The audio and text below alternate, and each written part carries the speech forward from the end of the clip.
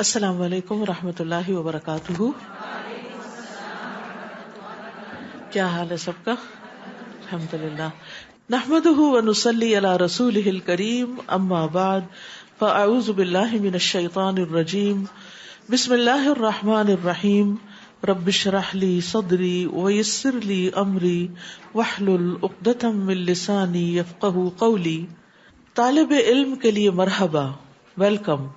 صفوان بن اسال کہتے ہیں کہ میں نبی صلی اللہ علیہ وسلم کی خدمت میں حاضر ہوا اور آپ صلی اللہ علیہ وسلم اس وقت مسجد میں سرخ چادر سے سہارا لیے ہوئے تشریف رکھتے تھے.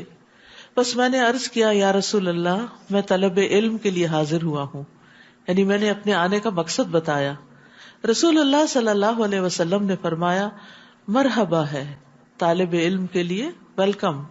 بے شک طالب علم کو فرشتے اپنے پروں سے ڈھک لیتے ہیں اور ایک دوسرے پر ہجوم کرتے ہیں یہاں تک کہ آسمانی دنیا تک پہنچ جاتے ہیں اس چیز کی محبت کی وجہ سے جس کو وہ طلب کرتا ہے. یعنی جب انسان کے دل میں علم حاصل کرنے کی محبت ہوتی ہے تو اس کی وجہ سے اس کو فوری طور پر یہ فائدے حاصل ہو جاتے ہیں. تو اس لیے جب ہم یہاں پر آئیں تو ہماری واحد نیت یہی ہونی چاہیے کہ ہم اپنے علم میں اضافہ کرنے جا رہے ہیں، اپنے علم کو تر و تازہ کرنے جا رہے ہیں، اور اللہ سبحانہ وتعالیٰ نے اس کام پر جو ہمیں وعدے کر رکھے ہیں ان کا شوق رکھتے ہیں اور اس کی امید رکھتے ہیں. اللہ تعالیٰ ہم سب کو یہ عطا فرمائے. 18واں پارہ. اعوذ باللہ من الشیطان الرجیم. بسم اللہ الرحمن الرحیم. قد افلح المؤمنون الذین هم فی صلاتهم خاشعون والذین هم عن اللغو معرضون والذین هم للزکاة فاعلون. شروع کرتی ہوں اللہ کے نام سے جو بے انتہا مہربان نہایت رحم فرمانے والا ہے.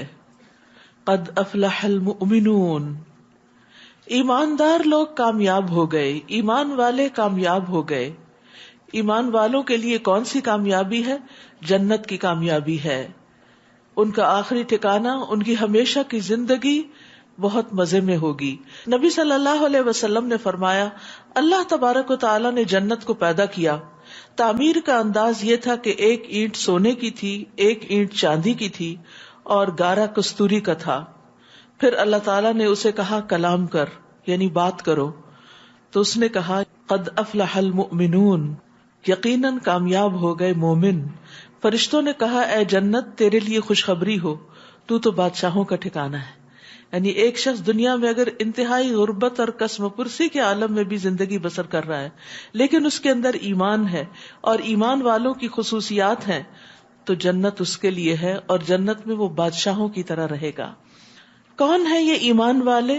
الذین هم فی صلاتهم خاشعون، وہ جو اپنی نمازوں میں خشوع اختیار کرتے ہیں، عاجزی اختیار کرتے ہیں.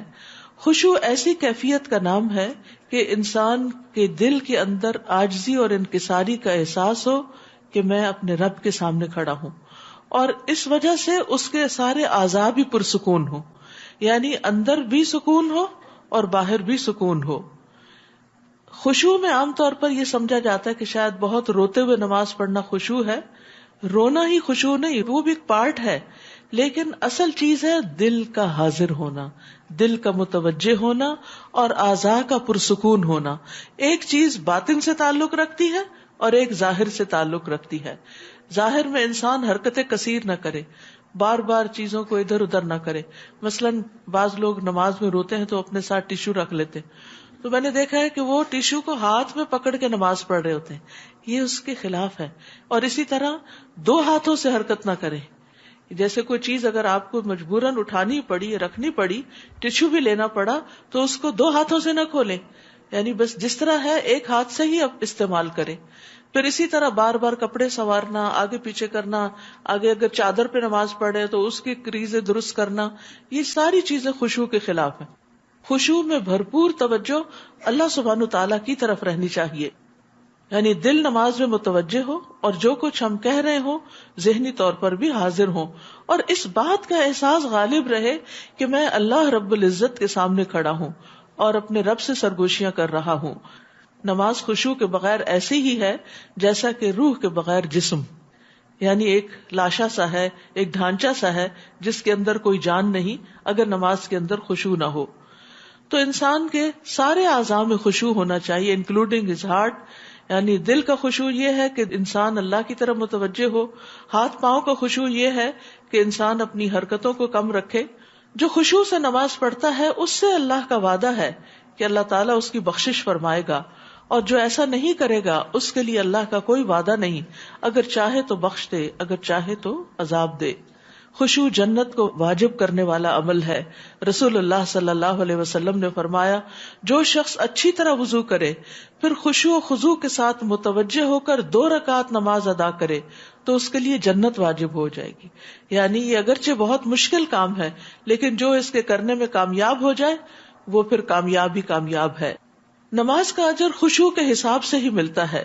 رسول اللہ صلی اللہ علیہ وسلم نے فرمایا، بے شک بندہ نماز پڑھتا ہے اور ہر آدمی کا اجر مختلف ہوتا ہے، اور اس کے لیے اس کی نماز کا 10واں حصہ، 9واں حصہ، 8واں حصہ، 7واں حصہ، 6واں حصہ، 5واں حصہ، 4تھا حصہ، تہائی حصہ یا آدھا حصہ لکھا جاتا ہے۔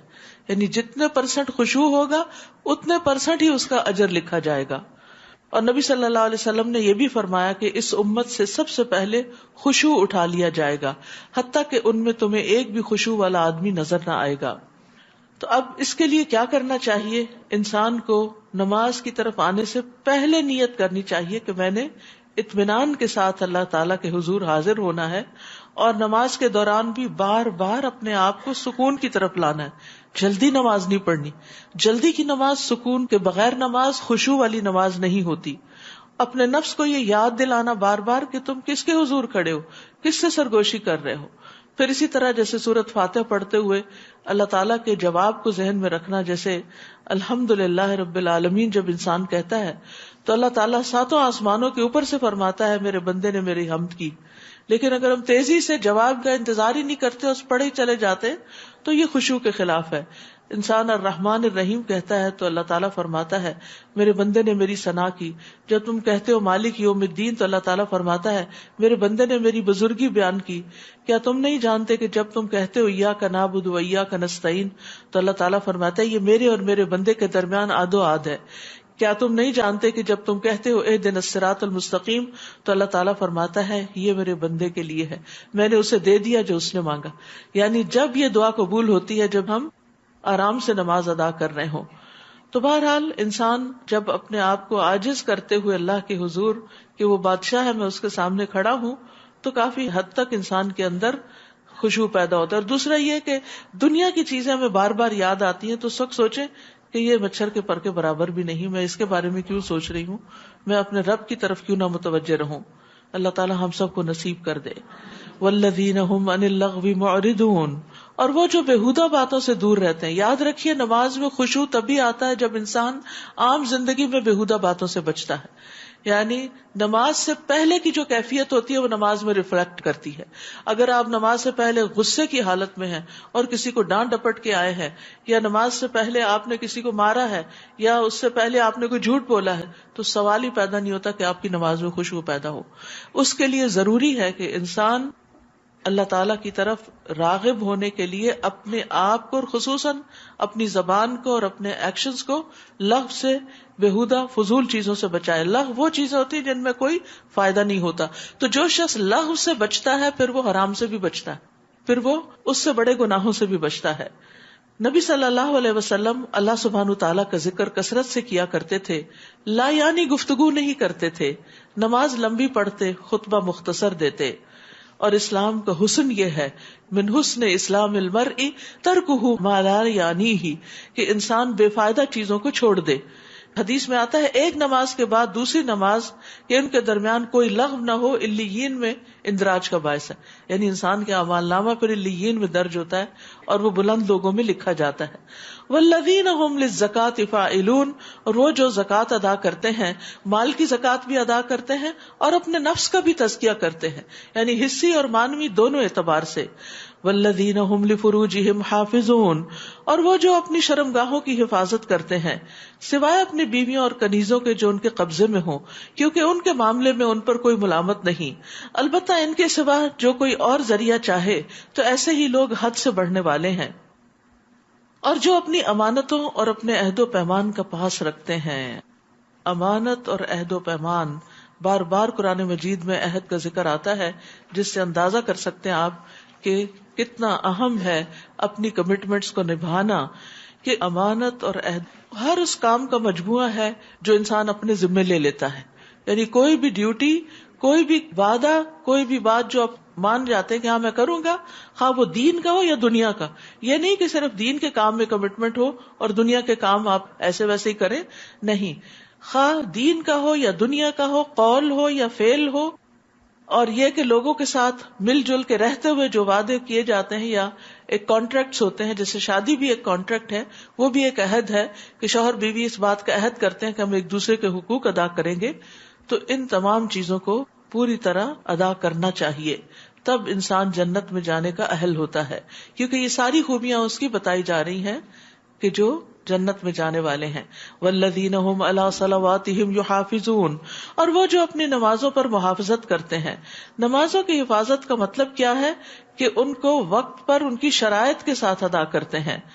اب آپ دیکھیے کہ شروع میں بھی اور آخر میں بھی نماز کا ذکر کیا گیا، تو نماز کے آغاز میں خشوع کا ذکر ہے اور اختتام میں حفاظت کا ذکر ہے، یعنی عاجزی کے ساتھ نماز میں داخل ہوتے ہیں، ساری شرائط پوری کرتے ہوئے نماز ادا کر کے اس سے فارغ ہوتے ہیں۔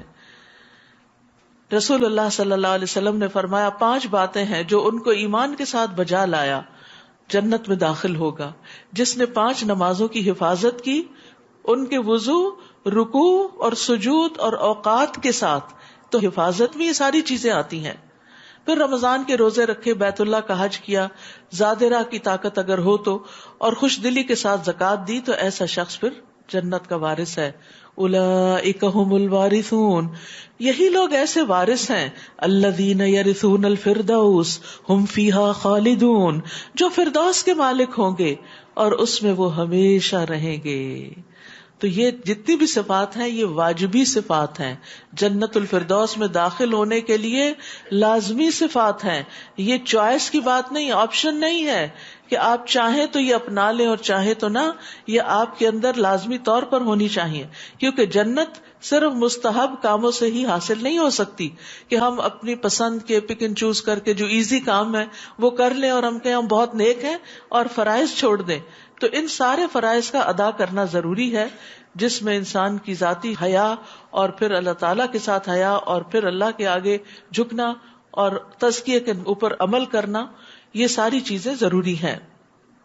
اور ہم نے انسان کو مٹی کے سط سے پیدا کیا۔ سط سے مطلب یہ کہ پوری زمین کی جو مٹی ہے اس کا خلاصہ جو تھا اس سے آدم علیہ السلام پیدا ہوئے تھے، جن کی اولاد میں پھر کالے، گورے اور ہر طرح کی رنگ و نسل کے لوگ شامل ہو گئے۔ تو یہ سط سے مراد پورا خلاصہ ہے۔ پھر ہم نے اسے ایک محفوظ مقام رحم مادر میں نطفہ بنا کر رکھا، پھر نطفہ کو لوتھڑا بنایا، پھر لوتھڑے کو بوٹی بنایا، پھر بوٹی کو ہڈیاں بنایا، پھر ہڈیوں پر گوشت چڑھایا، پھر ہم نے اسے ایک اور ہی مخلوق بنا کر پیدا کر دیا۔ بس بڑا بابرکت ہے اللہ جو سب بنانے والوں سے بہتر بنانے والا ہے۔ یعنی آدم علیہ السلام کی تخلیق کے بعد پھر انسان کی تخلیق کے یہ مراحل ہیں جن کا یہاں پر ذکر کیا گیا ہے کہ نطفہ اور پھر علقہ اور پھر مضغہ اور پھر ہڈیاں اور پھر ہڈیوں پہ گوشت، یہ سب کچھ ماں کے پیٹ کے اندر اللہ کی قدرت کے ساتھ انجام پاتا ہے۔ ثم انکم بعد ذلک لمیتون، پھر اس کے بعد تمہیں ضرور مرنا ہوگا، پھر یقیناً تم قیامت کے دن دوبارہ اٹھائے جاؤ گے۔ یعنی موت زندگی کا اختتام نہیں ہے، ابھی سفر جاری ہے، ابھی مرنے کے بعد پھر اٹھنا ہے۔ اور ہم نے تمہارے اوپر 7 طبقے آسمانوں کے پیدا کیے اور ہم اپنی مخلوق سے غافل نہیں۔ نیز ہم نے آسمان سے ایک خاص مقدار میں پانی اتارا جسے ہم نے زمین میں ٹھہرا دیا، اور بلا شبہ ہم اس کو لے جانے پہ بھی قادر ہیں، سارا ہی اڑا دیں اور زمین کی گہرائیوں میں اتار دیں کہ کوئی وہاں سے حاصل ہی نہ کر سکے۔ تو اللہ سبحانہ وتعالیٰ نے پانی کو ضرورت کے مطابق اتارا ہے، اور ہر سال جو بارش ہوتی ہے وہ خاص مقدار کے ساتھ ہوتی ہے، نہ اس میں کمی ہوتی ہے نہ اضافہ ہوتا ہے۔ اگر زیادہ ہو جائے تو آبادیاں تباہ ہو کے رہ جائیں، کم ہو جائے تو تباہی ہو جائے قحط اور فاقے کے ساتھ۔ تو یہ بھی اللہ تعالیٰ کی ایک نعمت ہے، اللہ کی رحمت ہے، اس کی قدرت کی علامت ہے کہ اس نے پانی کا یہ کنٹرول اپنے ہاتھ میں رکھا ہوا ہے۔ پھر ہم نے اس پانی سے کھجوروں اور انگوروں کے باغ پیدا کیے جن سے تمہیں بہت سے پھل حاصل ہوتے ہیں اور انہیں تم کھاتے ہو، اور اسی پانی سے طور سینا سے ایک درخت اگتا ہے جو روغن لیے ہوئے اگتا ہے، زیتون کے درخت کی طرف اشارہ ہے جس کا تیل بہت فائدہ مند ہے اور کھانے والوں کو سالن کا کام دیتا ہے۔ یعنی زیتون اور زیتون کا تیل دونوں ہی اگر اس تیل میں ڈپ کر کے کھائیں تو بالکل ایسے ہی ہے جیسے آپ کوئی کری کھا رہے ہوں۔ وَإِنَّ لَكُمْ فِي الْأَنْعَامِ لَعِبْرَةً، نیز تمہارے لیے چوپایوں میں بھی عبرت کا سامان ہے، جو کچھ ان کے پیٹوں میں ہوتا ہے اس میں سے ایک چیز دودھ ہم تمہیں پلاتے ہیں، اور ان سے تمہیں اور بھی بہت سے فوائد حاصل ہوتے ہیں، اور ان میں سے بعض کو تم کھاتے بھی ہو۔ وَعَلَيْهَا، ان چوپایوں پر، وَعَلَى الْفُلْكِ تُحْمَلُونَ، اور کشتیوں پر تم سوار بھی ہوا کرتے ہو۔ یعنی اللہ تعالیٰ نے دوہرے دوہرے فائدے تمہارے لیے رکھے کہ یہ جانور تمہارے لیے جہاں کھانے پینے کا سامان فراہم کرتے ہیں، گوشت اور دودھ، وہاں تمہاری سواری کے بھی کام آتے ہیں، جیسے اونٹ ہے، بیل ہے۔ وَلَقَدْ أَرْسَلْنَا نُوحًا إِلَىٰ قَوْمِهِ، ہم نے نوح علیہ السلام کو اس کی قوم کی طرف بھیجا تو اس نے کہا، اے میری قوم، اللہ کی عبادت کرو جس کے بغیر تمہارا کوئی الہ نہیں، کیا تم ڈرتے نہیں؟ اس کی قوم کے جن سرداروں نے ماننے سے انکار کیا تھا وہ کہنے لگے، یہ تو ہمارے ہی جیسا انسان ہے جو چاہتا ہے کہ تم پر برتری حاصل کرے، اور اگر اللہ چاہتا تو فرشتے نازل کرتا۔ یہ بات تو ہم نے اپنے آباء و اجداد کے وقتوں میں کبھی سنی ہی نہیں، یعنی من گھڑت باتیں، یعنی وہ بات نہیں ماننی جو پیغمبر خود بتا رہے ہیں اور خود سے ہی ان کے بارے میں آراء قائم کر لی۔ وہ تو ایسا آدمی ہے جسے جنون لاحق ہو گیا ہے، لہذا کچھ مدت اور انتظار کرو، شاید کہ وہ ٹھیک ہو جائے۔ انہی کی بات میں کنٹراڈکشن ہے، یعنی پہلے بتا رہے ہیں کہ وہ تو یہ بھی چاہتا ہے اور یہ بھی چاہتا ہے اور یہ بھی چاہتا ہے، اس کا مطلب بہت سمارٹ انسان ہے جو اپنے لیے بہت سی چیزیں چاہتا ہے، اور پھر خود ہی جھٹلا رہے ہیں کہ اس کو تو جنون لاحق ہے۔ تو جسے جنون لاحق ہو وہ اتنی سمجھداری کے فیصلے تو نہیں کرتا۔ نوح علیہ السلام نے دعا کی، رب انصرنی بما کذبون، اے میرے رب، ان لوگوں نے جو مجھے جھٹلایا ہے اس پر تو میری مدد فرما۔ تب ہم نے نوح کی طرف وحی کی کہ ہماری نگرانی میں اور ہماری ہدایات کے مطابق ایک کشتی بناؤ، پھر جب عذاب کے لیے ہمارا حکم آ جائے اور تنور ابلنے لگے تو ہر قسم کے جوڑے سے 2 نر اور مادہ اس کشتی میں بٹھا لینا، اور اپنے گھر والوں کو بھی سوائے ان کے جن کے خلاف پہلے فیصلہ صادر ہو چکا، اور جن لوگوں نے ظلم کیا ہے ان کے بارے میں مجھ سے بات نہ کرنا، کیونکہ وہ غرق ہو کر ہی رہیں گے۔ پھر جب تم اور جو تمہارے ہمراہ ہوں کشتی میں جم کر بیٹھ جاؤ تو کہنا، سب تعریف اللہ کے لیے ہے جس نے ہمیں ظالم لوگوں سے نجات دی، الحمدللہ الذی نجانا من القوم الظالمین۔ تو دشمن کے نقصان پہنچنے سے سلامتی ملنے پر بھی اللہ کا شکر ادا کرنا چاہیے۔ وَقُلْ رَبِّ أَنزِلْنِي مُنزَلًا مُبَارَكًا وَأَنْتَ خَيْرُ الْمُنزِلِينَ، اور یہ بھی کہنا، میرے رب مجھے برکت والی جگہ اتار۔ یعنی ہم اپنا گھر بار سب کچھ چھوڑ کے تو جا رہے ہیں ایک نامعلوم منزل کی طرف، جہاں جا کر ہماری کشتی ٹکے، وہ جگہ اور وہ ٹھکانہ بھی ہمارے لیے بابرکت ہو جائے، اور تو سب سے بہتر اتارنے والا ہے۔ تو یہ منزل پر اترتے وقت کی دعا ہے۔ آپ کسی جگہ ٹریول کر کے جائیں، مثلا یہاں پر آتے ہیں، داخل ہوتے وقت یہ پڑھ سکتے ہیں۔ کسی بھی نئی جگہ پر جب آپ جاتے ہیں، ایون اپنے گھر بھی جاتے ہیں تو برکت کی دعا کر سکتے ہیں۔ ان فی ذلک لآیات وان کنا لمبتلین، اس واقعے میں کئی نشانیاں ہیں اور آزمائش تو ہم کر کے ہی رہتے ہیں۔ پھر ان کے بعد ہم نے ایک اور نسل کو پیدا کیا، اس کا نام یہاں نہیں لیا گیا، لیکن آپ کے بعد جو بھی قومیں آئیں ان کی طرف اشارہ ہے۔ تو ان کی طرف انہی میں سے ایک رسول بھیجا جس نے انہیں کہا کہ اللہ کی عبادت کرو جس کے سوا تمہارا کوئی الہ نہیں، کیا تم ڈرتے نہیں؟ اور اس کی قوم کے جن سرداروں نے اس دعوت کو ماننے سے انکار کیا اور آخرت کی ملاقات کو جھٹلایا، اور جنہیں ہم نے دنیا کی زندگی میں عیش و آرام دے رکھا تھا، کہنے لگے یہ تمہارے ہی جیسا ایک انسان ہے، وہی کچھ کھاتا ہے جو تم کھاتے ہو، اور پیتا بھی وہی کچھ ہے جو تم پیتے ہو، اور اگر تم نے اپنے ہی جیسے ایک آدمی کی اطاعت کر لی تو پھر تم خسارے میں رہو گے۔ اب انہیں شیطان نے ایک اور بات سجھا دی کہ چونکہ تمہارے جیسا انسان ہے اس لیے اس کی بات نہ مانو۔ حالانکہ زندگی میں انسان بہت مقامات پر ہر چیز صرف اپنی مرضی سے نہیں کرتا۔ مثلاً آپ بیمار ہیں تو کس کی بات مانتے ہیں؟ ڈاکٹر کی بات مانتے ہیں۔ اسی طرح مختلف طرح کے لوگ جن کو اللہ نے علم دے رکھا ہوتا ہے، جب آپ کو اس کے مطابق کوئی حاجت پیش آتی ہے تو اس سے مشورہ لیتے۔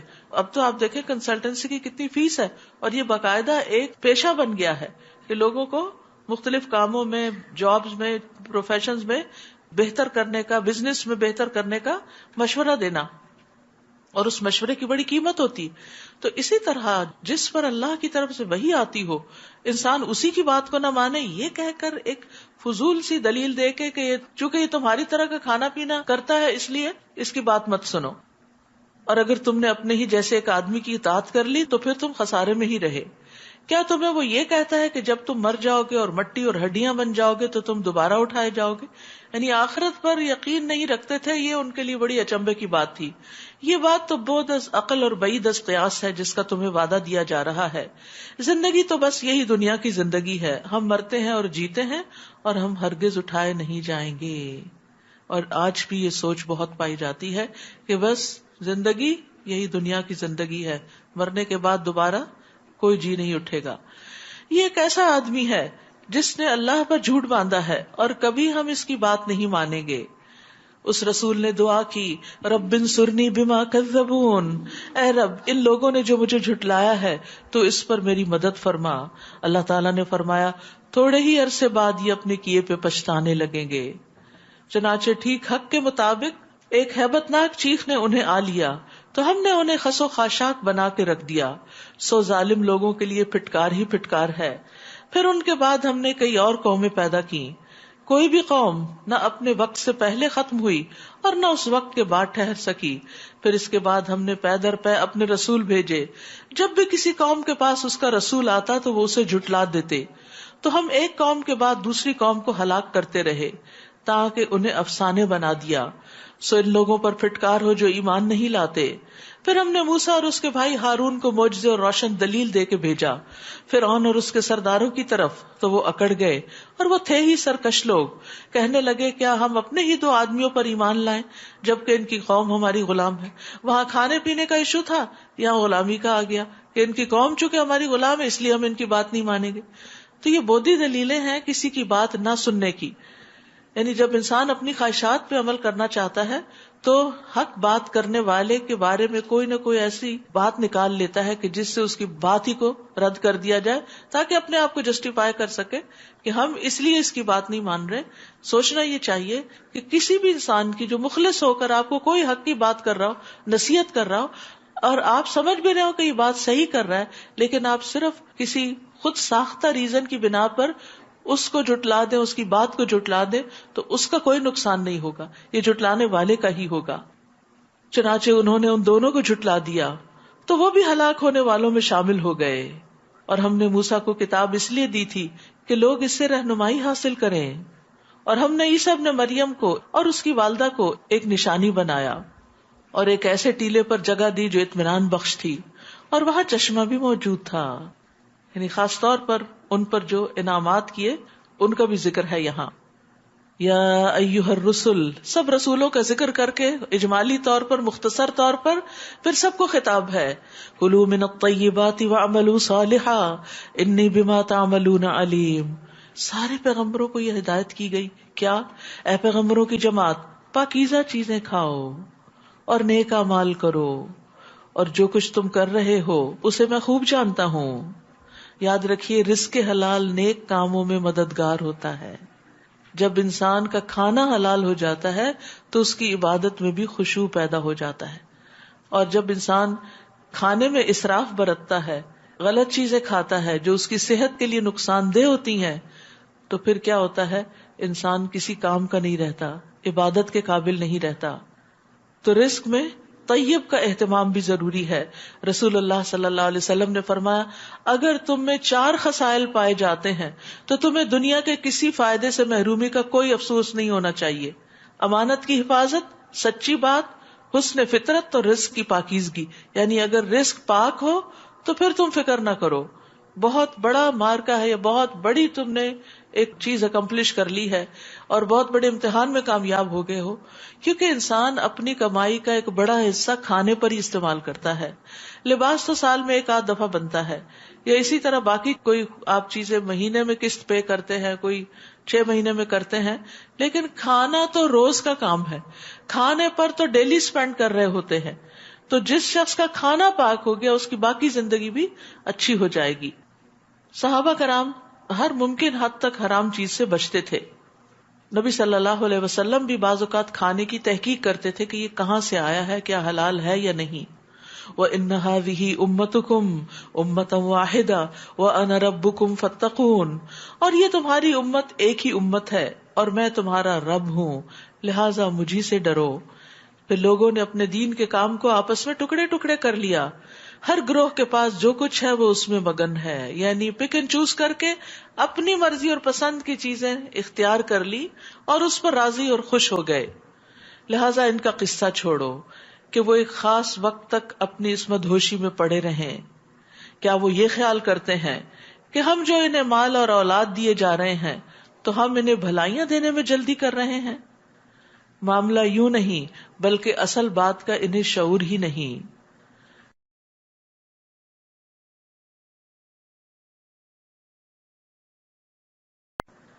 بھلائیاں پانے والے اور اہل لوگ وہ ہیں جو اپنے رب کے خوف سے ڈرتے رہتے ہیں. یعنی کامیاب کون ہے، بھلائی پانے والے کون ہیں؟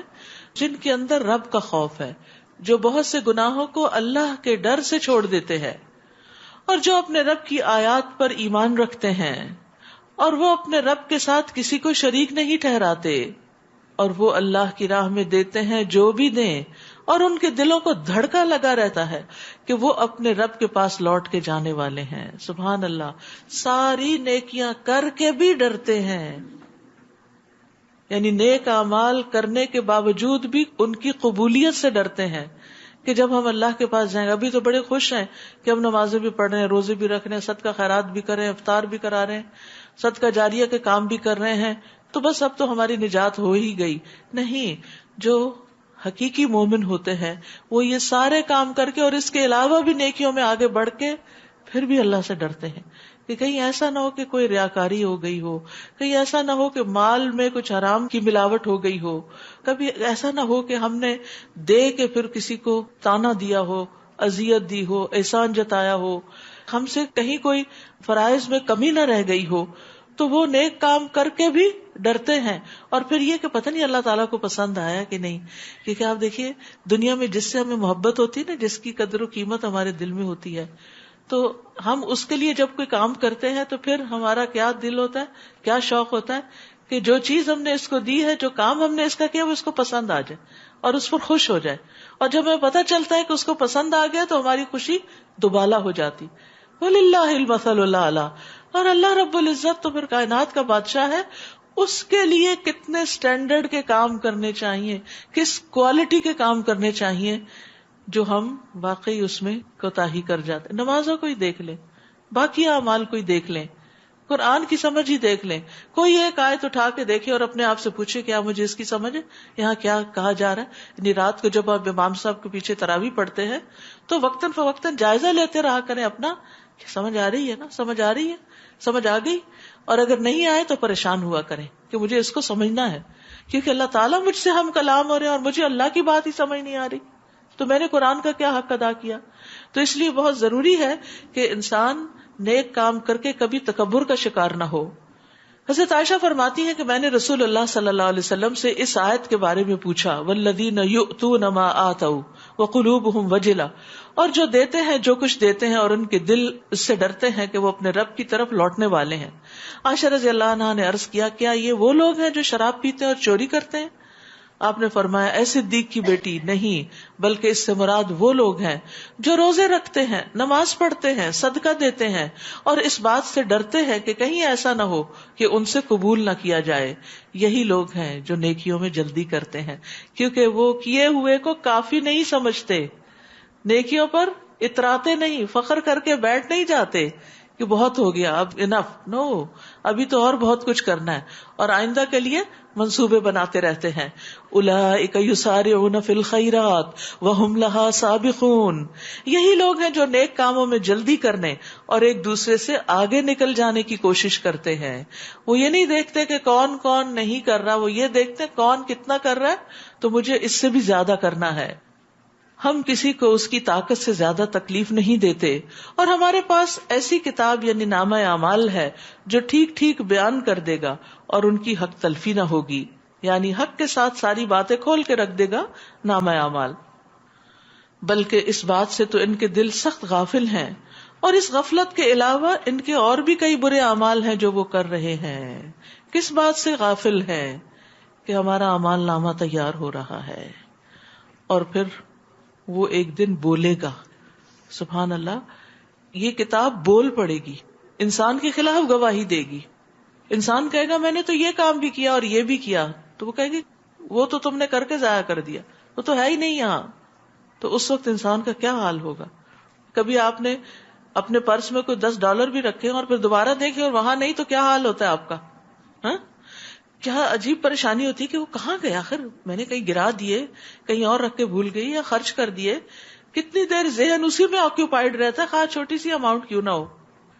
سوچئے اگر آج ہم $1000 بھی اللہ کے راستے میں دیتے اور کل وہ ہمارے اعمال نامے میں نکلتا ہی نہیں، کیا پریشانی ہوگی کہ وہ تو میں نے دیے تھے، زکوٰۃ تو میں نے دی تھی، وہ گئی کہاں؟ صحیح جگہ نہیں دی تھی، پوری کیلکولیشن سے نہیں دی تھی، صدقہ کر کے احسان جتایا تھا، ریاکاری اور فخر کیا تھا، ختم، وہ نہیں ہے یہاں.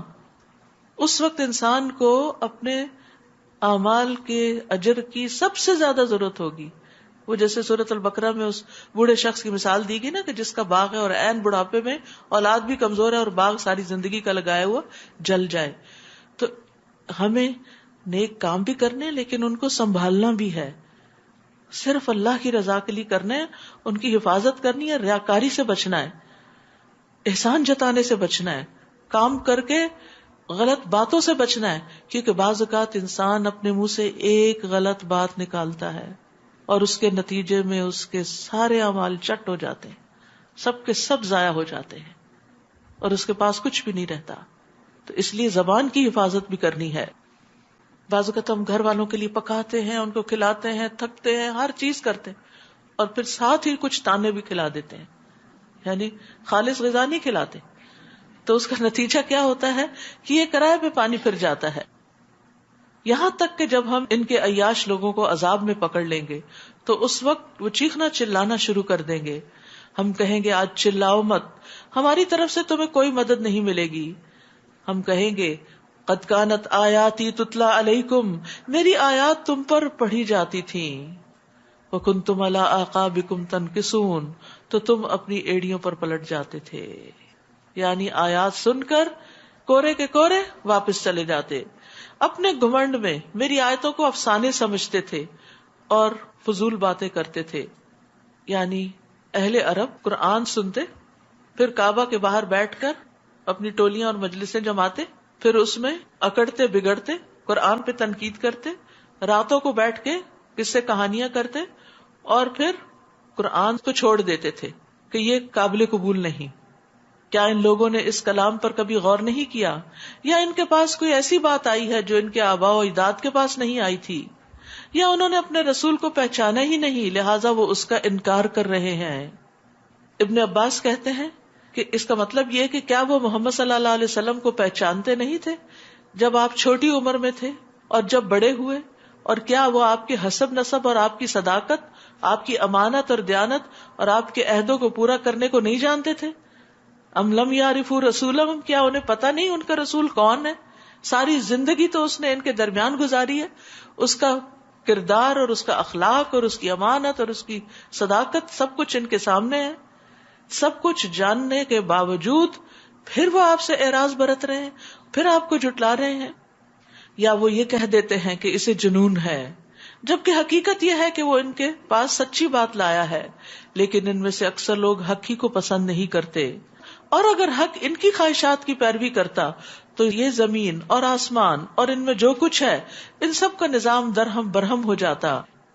بل اتیناہم بذکرہم، ہم ان کے پاس انہی کا ذکر لائے ہیں، یعنی قرآن میں انہی کا ذکر موجود ہے، اور وہ اپنے ہی ذکر سے منہ موڑ رہے ہیں۔ حقیقت یہ ہے کہ قرآن انسان کی ساری نفسیات کو، حالات کو، عادات کو، اس کے اچھائیوں، خوبیوں، خرابیوں، سب کو واضح کر کے بیان کرتا ہے۔ ایک آئینے کی طرح ہے جس میں ہم اپنا آپ دیکھ سکتے ہیں، اور دیکھتے رہنا چاہیے قرآن سنتے ہوئے، قرآن پڑھتے ہوئے، کہ اس میں سے کوئی چیز ایسی تو نہیں کہ جو میرے اندر ہو۔ کوئی اچھائی مینشن کی گئی تو اس کو بھی اپنے اندر ڈھونڈیں کہ کیا وہ ہے، اور اگر کوئی غلط عادت مینشن کی گئی تو اس کو بھی دیکھیں کہ کیا میرے اندر تو نہیں ہے۔ یا آپ ان سے کچھ مال مانگتے ہیں تو آپ کے لیے آپ کے رب کا دیا ہی بہتر ہے، اور وہی بہترین رازق ہے۔ یعنی ایک داعی دین کے لیے وہ صلہ جو رب دیتا ہے وہ سب سے بہتر ہوتا ہے۔ اسے دین کی دعوت لوگوں سے مال حاصل کرنے کے لیے یا لوگوں سے فائدے اٹھانے کے لیے نہیں دینی چاہیے، کیونکہ فخراج ربک خیر وہو خیر الرازقین، جو صلہ، جو بدلہ اللہ کی طرف سے انسان کو ملتا ہے وہ سب سے بہترین ہے۔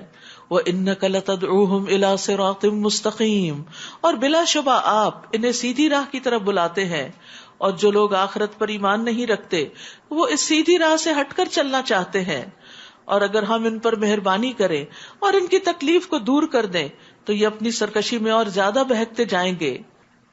وَلَقَدْ أَخَذْنَاهُمْ بِالْعَذَابِ فَمَا اسْتَكَانُوا لِرَبِّهِمْ وَمَا يَتَضَرَّعُونَ، اور ہم نے انہیں عذاب میں مبتلا کیا تو بھی یہ نہ اپنے رب کے سامنے جھکے اور نہ آہوزاری کی، یہاں تک کہ ہم نے ان پر سخت عذاب کا دروازہ کھول دیا تو اس حال میں وہ ہر بھلائی سے مایوس ہونے لگے۔ وہی تو ہے جس نے تمہیں کان، آنکھیں اور دل عطا کیے تاکہ تم سنو، دیکھو، غور کرو، مگر تم لوگ کم ہی شکر گزار ہوتے ہو۔ اور وہی ذات ہے جس نے تمہیں زمین میں پھیلا دیا اور اسی کی طرف تم اکٹھے کیے جاؤ گے۔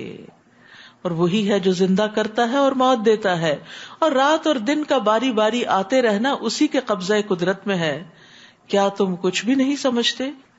یعنی یہ ساری اللہ کی طاقت کی نشانیاں ہیں کہ ساری قدرت کا مالک وہی ہے، بلکہ انہوں نے بھی وہی کچھ کہہ دیا جو ان کے پہلے کہہ چکے ہیں کہ جب ہم مر جائیں گے اور مٹی اور ہڈیاں ہو جائیں گے تو ہمیں پھر زندہ کر کے اٹھایا جائے گا۔ یہ بات تو ہمیں اور اس سے پیشتر ہمارے آباء و اجداد کو بھی کہی گئی تھی، یہ تو محض پرانے افسانے ہیں۔ آپ ان سے پوچھئے اگر تمہیں کچھ علم ہے تو بتاؤ کہ زمین اور جو کچھ اس میں ہے وہ کس کا ہے؟ وہ فوراً کہہ دیں گے کہ اللہ کا۔ آپ کہیے پھر تم نصیحت قبول کیوں نہیں کرتے؟ پھر ان سے پوچھئے 7 آسمانوں اور عرش عظیم کا مالک کون ہے؟ وہ کہہ دیں گے کہ یہ سب کچھ اللہ ہی کا ہے۔ آپ کہیے پھر تم اللہ سے ڈرتے کیوں نہیں؟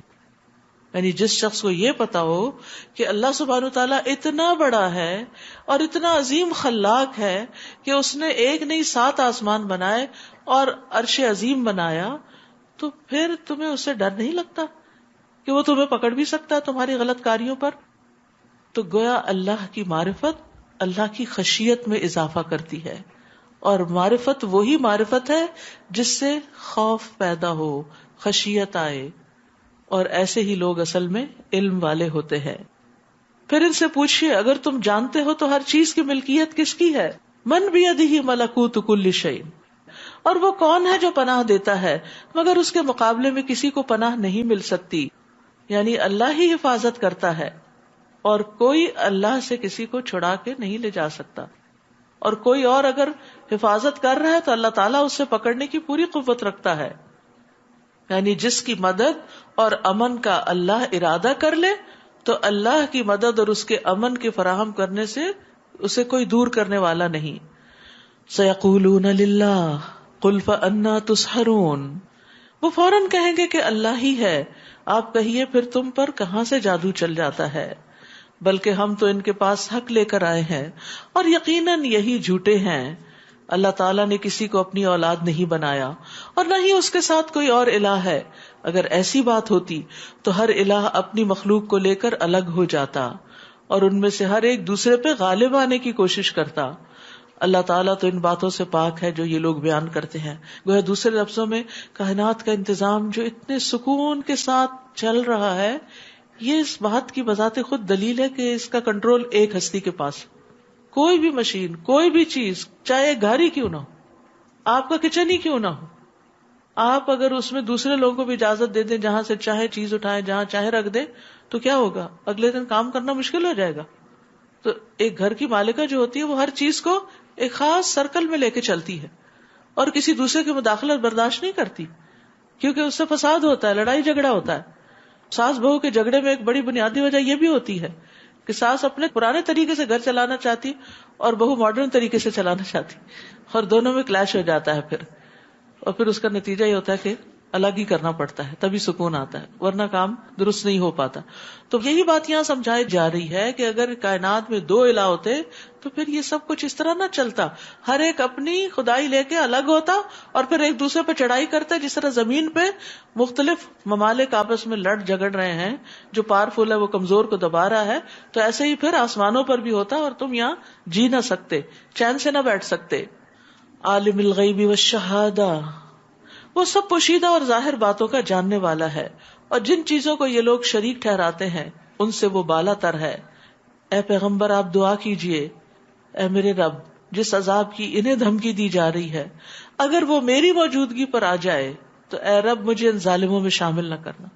یعنی کفار مکہ کی مسلسل انکار کی وجہ سے نبی صلی اللہ علیہ وسلم کو پریشانی لاحق ہو گئی تھی کہ کہیں ایسا نہ ہو کہ جس طرح پچھلی قوموں پر عذاب آیا تھا اس قوم کو بھی عذاب نہ لے ڈوبے. تو اللہ تعالیٰ سے دعا کر رہے ہیں کہ اگر آپ نے ان کے عذاب کا فیصلہ کر لیا تو مجھے اس میں شامل نہ کرنا. اور جس عذاب کی انہیں دھمکی دی جا رہی ہے وہ عذاب آپ کو دکھانے پر ہم پوری قدرت رکھتے ہیں. ادفع باللتی ہی احسن السیئہ نحن اعلم بما یصفون. آپ ان کے جواب میں بھی ایسی بات کہیے جو بہت اچھی ہو. جو کچھ یہ لوگ بیان کرتے ہیں ہم اسے خوب جانتے ہیں. نیز یہ دعا کرتے رہیے کہ اے رب میں شیطان کی اکساہٹوں سے تیری پناہ مانگتا ہوں. کس کو کہا جا رہا ہے؟ نبی صلی اللہ علیہ وسلم کو کہا جا رہا ہے، اور اس میں سبق ہمارے لیے بھی ہے. وَأَعُوذُ بِكَ رَبِّ أَن يَحْضُرُونَ، اور اس بات سے بھی تیری پناہ مانگتا ہوں کہ وہ میرے پاس بھی پھٹکے.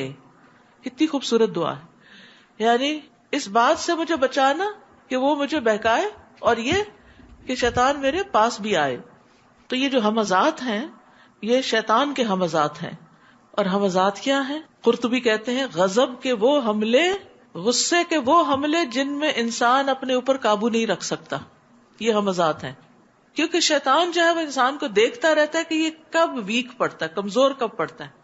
تو انسان کے اوپر جب اس کی خواہشات غالب آ جاتی ہیں، کسی چیز کی محبت غالب آ جاتی ہے تو کمزور پڑ جاتا ہے. جیسے بچوں کے معاملے میں، بیوی کے معاملے میں بہت سے اصولوں کو کمپرومائز کر دیتا ہے. جب اس پر غم غالب آتا ہے تو وہ کمزور پڑ جاتا ہے. اسی لیے شیطان کا پسندیدہ کام کیا؟ انسان کو غمگین رکھنا، ڈپریشن میں رکھنا. جب انسان شدید غصے میں آتا ہے تو انسان اپنے اوپر بھی قابو نہیں پاتا، کمزور پڑ جاتا ہے، تو شیطان آ کے کنٹرول کر لیتا ہے. تو اس لیے انسان کوشش کرے کہ ان انتہائی جذباتی لمحات میں، چاہے محبت ہو، غم ہو، خوشی ہو اور باقی جذبات ہوں، ان سب میں کمزور نہ پڑے، اللہ سے مدد مانگے اور شیطان کے حملوں سے بچے. اور شیطان کے حملوں سے بچنے کے لیے تعوذ بہترین چیز ہے. رسول اللہ صلی اللہ علیہ وسلم نے فرمایا جب آدمی کو غصہ آ جائے تو وہ کہے اعوذ باللہ، اس سے اس کا غصہ ختم ہو جائے گا. اللہ کی پناہ لے لیں. تعوذ پڑھنے کو معمولی نہ سمجھیں. غصے کی حالت میں ایک غلط بات انسان کی آخرت برباد کر سکتی ہے. زمزم بن جوش کہتے ہیں ایک مرتبہ مجھ سے ابو ہریرہ نے فرمایا اے یمامی، کسی آدمی کے متعلق یہ نہ کہنا کہ اللہ کی قسم اللہ تجھے ہرگز نہیں بخشے گا. کبھی یہ نہ کہنا یا اللہ تجھے جنت میں داخل نہیں کرے گا. میں نے عرض کیا ابو ہریرہ یہ تو ہم میں سے ہر شخص غصے کے وقت اپنے بھائی اور ساتھی سے کہہ دیتا ہے. کتنے ہی لوگ ہیں جو غصے میں آ کے کہہ دیتے ہیں تم جہنمی ہو، نعوذ باللہ، تمہاری اولاد جہنمی، فلاں جہنمی ہے، فلاں جہنمی ہے. یہ نہیں کہہ سکتے، اور یہ غصے کے وقت ہی انسان کے منہ سے الفاظ نکلتے ہیں.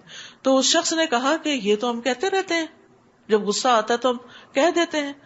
انہوں نے فرمایا لیکن پھر تم کبھی نہ کہنا میں نے نبی صلی اللہ علیہ وسلم کو فرماتے ہوئے سنا، بنی اسرائیل میں 2 آدمی تھے، ان میں سے ایک بڑا عبادت گزار تھا اور دوسرا اپنی ذات پر بڑی زیادتی کرتا تھا، یعنی گناہ گار تھا، لیکن دونوں ایک دوسرے کے دوست بنے ہوئے تھے۔ عبادت گزار ہمیشہ دوسرے کو گناہ کرتے ہوئے دیکھتا تو بھائی سے کہتا کہ چھوڑو، ان گناہوں کو چھوڑ دو، وہ کہتا یہ میرے اور میرے رب کا معاملہ ہے، یہ مجھ پہ چھوڑ دو، کیا تم مجھ پہ نگران بھیجے گے؟ جیسے عام طور پہ جواب دیتے ہیں لوگ۔ کہتے ہیں ایک دن اس نے اس کو گناہ کرتے دیکھا تو اس نے اس گناہ کو بہت کبیرہ گناہ سمجھا، بڑا عظیم سمجھا۔ عبادت گزار نے اس سے کہا تیری بربادی ہو، اسے چھوڑ دے۔ اس نے کہا میرے اور میرے رب کے معاملے کو مجھ پہ چھوڑ دو، کیا تم مجھ پہ نگران بھیجے گئے ہو؟ تو اس نے یہ کہہ دیا اللہ کی قسم اللہ تجھے کبھی نہیں بخشے گا، یعنی تم یہ جو حرکتیں کر رہے ہو تو تمہاری بخشش نہیں ہوگی، یا یہ کہ اللہ تجھے کبھی جنت میں داخل نہیں کرے گا۔ ان دونوں جملوں میں سے کوئی کہا، پھر اللہ نے ان دونوں کے پاس ملک الموت کو بھیج دیا اور اسی وقت ان دونوں کی روح قبض کر لی، دونوں کو مار دیا۔ دونوں رب کے سامنے حاضر ہوئے۔ اللہ نے گناہگار سے فرمایا تو میرے رحم اور کرم کی وجہ سے جنت میں داخل ہو جا، اور دوسرا جو بڑا نیک تھا اس کو کہا کیا تو میرے فیصلوں کو جانتا تھا؟ کیا جو کچھ میرے ہاتھ میں اس کا منتظم تو تھا؟ اسے جہنم میں لے جاؤ۔ آپ نے فرمایا اس ذات کی قسم جس کے ہاتھ میں ابو القاسم کی جان ہے، قسم کھا کے آپ نے یہ بات فرمائی، اس نے صرف ایک کلمہ ایسا بولا، منہ سے غصے کی حالت میں ایک بات ایسی نکالی جس نے اس کی دنیا اور اس کی آخرت کو تباہ کر دیا۔ تو بعض اوقات ہم غصے میں بڑی بڑی سخت باتیں کہہ جاتے ہیں اور پھر بعد میں کہتے سوری میں غصے میں تھی۔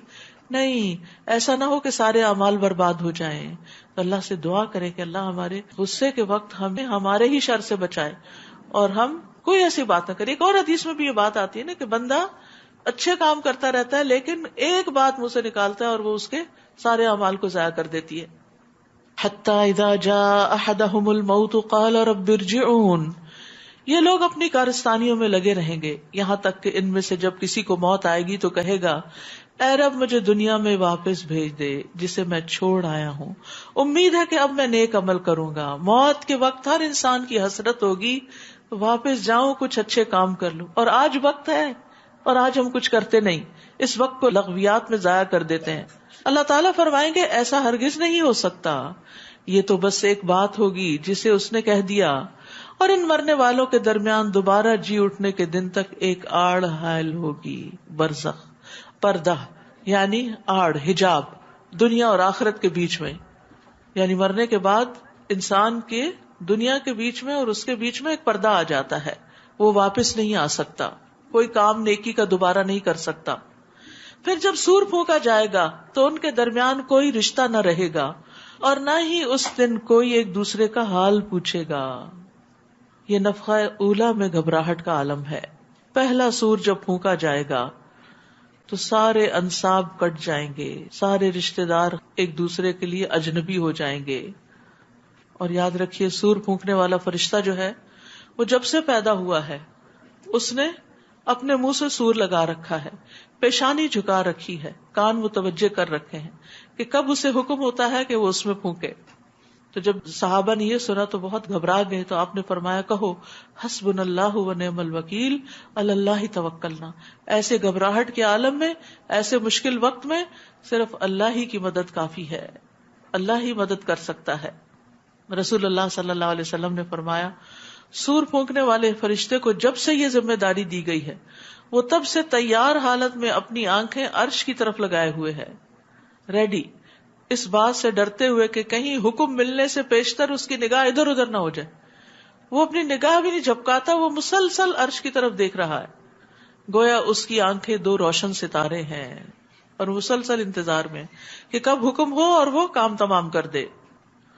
وَمَن ثَقُلَتْ مَوَازِينُهُ فَأُولَئِكَ هُمُ الْمُفْلِحُونَ، اس دن جن کے پلڑے بھاری ہوں گے تو وہ کامیاب ہوں گے، تو جن کے نامہ اعمال وزنی ہوں گے یعنی نیکیاں زیادہ ہوں گی، یاد رکھیے جس کی ایک بھی نیکی زیادہ ہو گئی، ایک بھی، جسٹ 1 سنگل نیکی، تو اس پر بھی وہ کامیاب ہو جائے گا۔ حتیٰ کہ قرطبی کی ایک روایت میں آتا ہے کہ صوابہ جو جوہ کا انڈا ہوتا ہے اتنی بھی نیکی اگر کسی کی زیادہ ہوگی تو وہ کامیاب ہو جائے گا۔ تو اس لیے دنیا میں چھوٹی سے چھوٹی نیکی کرتے وقت بھی بخل نہیں کرنا چاہیے، کرتے جانا چاہیے۔ یعنی جب بھی وقت ہو تسبیحات، اذکار، نیکی کا جو حالات کے مطابق، سچویشن کے مطابق موقع ہو وہ کر لے انسان، یا کسی کو تکلیف سے بچانے کا موقع ہو تو تکلیف سے بچائے. تو یہ ساری چیزیں انسان کے نام اعمال میں درج ہو رہی ہیں، اور اس دن ایک نیکی کے لیے بھی انسان ترس رہا ہوگا. وَمَنْ خَفَّتْ مَوَازِينُهُ، اور جن کے پلڑے ہلکے ہوں گے تو یہی وہ لوگ ہیں جنہوں نے اپنے آپ کو خسارے میں رکھا، نیکیوں کی طرف توجہ ہی نہیں کی. وہ ہمیشہ جہنم میں رہیں گے. تلفح وجوہہم النار وہم فیہا کالحون، جہنم کی آگ ان کے چہروں کو جھلس دے گی اور ان کے جبڑے باہر نکلے ہوں گے. یعنی جب آگ چہرے پہ پڑے گی تو جلد سکڑ جائے گی، اور جس طرح بھنی ہوئی سری دیکھیے کہ اس کے دانت نکل آتے ہیں، ایسے ہی جبڑے باہر نکل آئیں گے سکڑ کے چہرہ. انہیں کہا جائے گا کیا تم پر میری آیات نہیں پڑھی جاتی تھی تو تم انہیں جھٹلا دیا کرتے تھے، یعنی ان پر ایمان نہیں لاتے تھے، ان کے مطابق عمل نہیں کرتے تھے. وہ کہیں گے اے ہمارے رب، ہم پر ہماری بدبختی غالب آ گئی تھی اور ہم واقعی گمراہ لوگ تھے. بدبختی کیا ہے کہ ہماری لذتیں اور خواہشات ہم پہ غالب آ گئیں اور ہم انہی کے پیچھے چلتے رہے.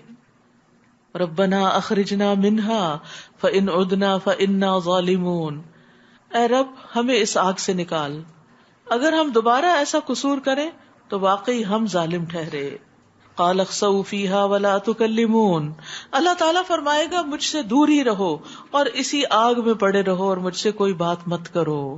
اللہ تعالیٰ ان سے کلام بھی نہیں کرنا چاہے گا. ان کا اتنا بڑا کیا جرم ہوگا جس کی وجہ سے اتنا شدید غضب نازل ہوگا ان پر. فرمایا انہ کان فریق من عبادی یقولون ربنا آمنا فاغفر لنا وارحمنا وانت خیر الراحمین، کہ جب میرے کچھ بندے یہ کہتے تھے کہ اے ہمارے رب ہمیں بخش دے، ہم پہ رحم فرما کیونکہ تو ہی سب سے بہتر رحم کرنے والا ہے. فاتخذتموہم سخریا، تو تم لوگ ان کا مذاق اڑاتے تھے. اللہ کی طرف رجوع کرنے والوں، دعائیں کرنے والوں کا تم مذاق کرتے تھے، حتیٰ کہ ان کے ساتھ اس مشغلے نے تمہیں میری یاد بھی بھلا دی اور تم ان پر ہنسا کرتے تھے. یہ ہے ان کا جرم، نیک لوگوں پر ہنسنا، کسی کی نیکی کا مذاق اڑانا اور اللہ کو بھول جانا اور دین کے شاعر کا مذاق اڑانا. یہ بہت بڑا جرم ہے جس پر انسان کے لیے جہنم کی ہمیشگی کی سزا ہے. یعنی دین ہنسی مذاق کی چیز نہیں ہے. وما هو بالہزل، یہ ایک سنجیدہ کلام ہے، یہ ایک سنجیدہ بات ہے اور اس پر عمل کرنا ضروری ہے. یعنی کبھی دینی شاعر کا مذاق نہ اڑائیں. آج میں نے انہیں ان کے صبر کا بدلہ دے دیا ہے، بلا شبہ وہی کامیاب رہے ہیں. قال کم لبثتم فی الارض عدد سنین، پھر اللہ تعالیٰ ان سے پوچھے گا بتاؤ تم کتنے سال زمین میں رہے. قالوا لبثنا یوما او بعد یوم فاسأل العادین، وہ کہیں گے یہی کوئی ایک دن یا اس کا کچھ حصہ. اتنی لمبی لمبی زندگی، 60-70 سال کی زندگی، ایک دن یا دن کا بھی کچھ حصہ. اور یہ بات تو شمار کرنے والوں سے پوچھ لیجئے، یعنی اپنے ساتھ اوروں کو بھی گواہ لا رہے ہوں گے کہ ہم سچ کہہ رہے ہیں. اللہ تعالیٰ فرمائے گا واقعی تم تھوڑا ہی عرصہ وہاں ٹھہرے، کاش تم نے یہ اس وقت جانا ہوتا. اگر دیکھا جائے تو آخرت کا ایک دن 50,000 سال کے برابر ہے، اور پھر جو فیصلے کے بعد کی زندگی شروع ہوگی وہ تو کبھی ختم ہی نہیں ہوگی. تو اس کے مقابلے میں یہ زندگی کیا ہے؟ ایک ڈاٹ بھی نہیں، کچھ بھی نہیں. کیا تم نے یہ سمجھ رکھا تھا کہ ہم نے تمہیں بیکار ہی پیدا کر دیا اور تم ہمارے ہاں لوٹ کر نہیں آؤ گے، تمہیں واپس نہیں آنا؟ فتعالی اللہ الملک الحق، بس اللہ بہت بلند شان والا ہے، وہی حقیقی بادشاہ ہے، اس کے علاوہ کوئی الہ نہیں، وہی عرش عظیم کا مالک ہے. اور جو شخص اللہ کے ساتھ کسی اور کو الہ پکارتا ہے جس کی اس کے پاس کوئی دلیل نہیں تو اس کا حساب اس کے رب کے ذمہ ہے. ایسے کافر کبھی کامیاب نہ ہوں گے. تو اللہ تعالیٰ نے اس سورت کے شروع میں مومنین کی فلاح کا ذکر کیا اور آخر میں کافروں کی فلاح نہ ہونے کا ذکر کیا. قد افلح المؤمنون سے شروع ہوا اور اختتام کس پہ ہو رہا ہے؟ انہ لا یفلح الکافرون وقل رب اغفر وارحم وانت خیر الراحمین. اور آپ اللہ سے دعا کیجئے اے میرے رب مجھے بخش دے اور مجھ پہ رحم فرما، تو ہی سب رحم کرنے والوں سے اچھا رحم کرنے والا ہے.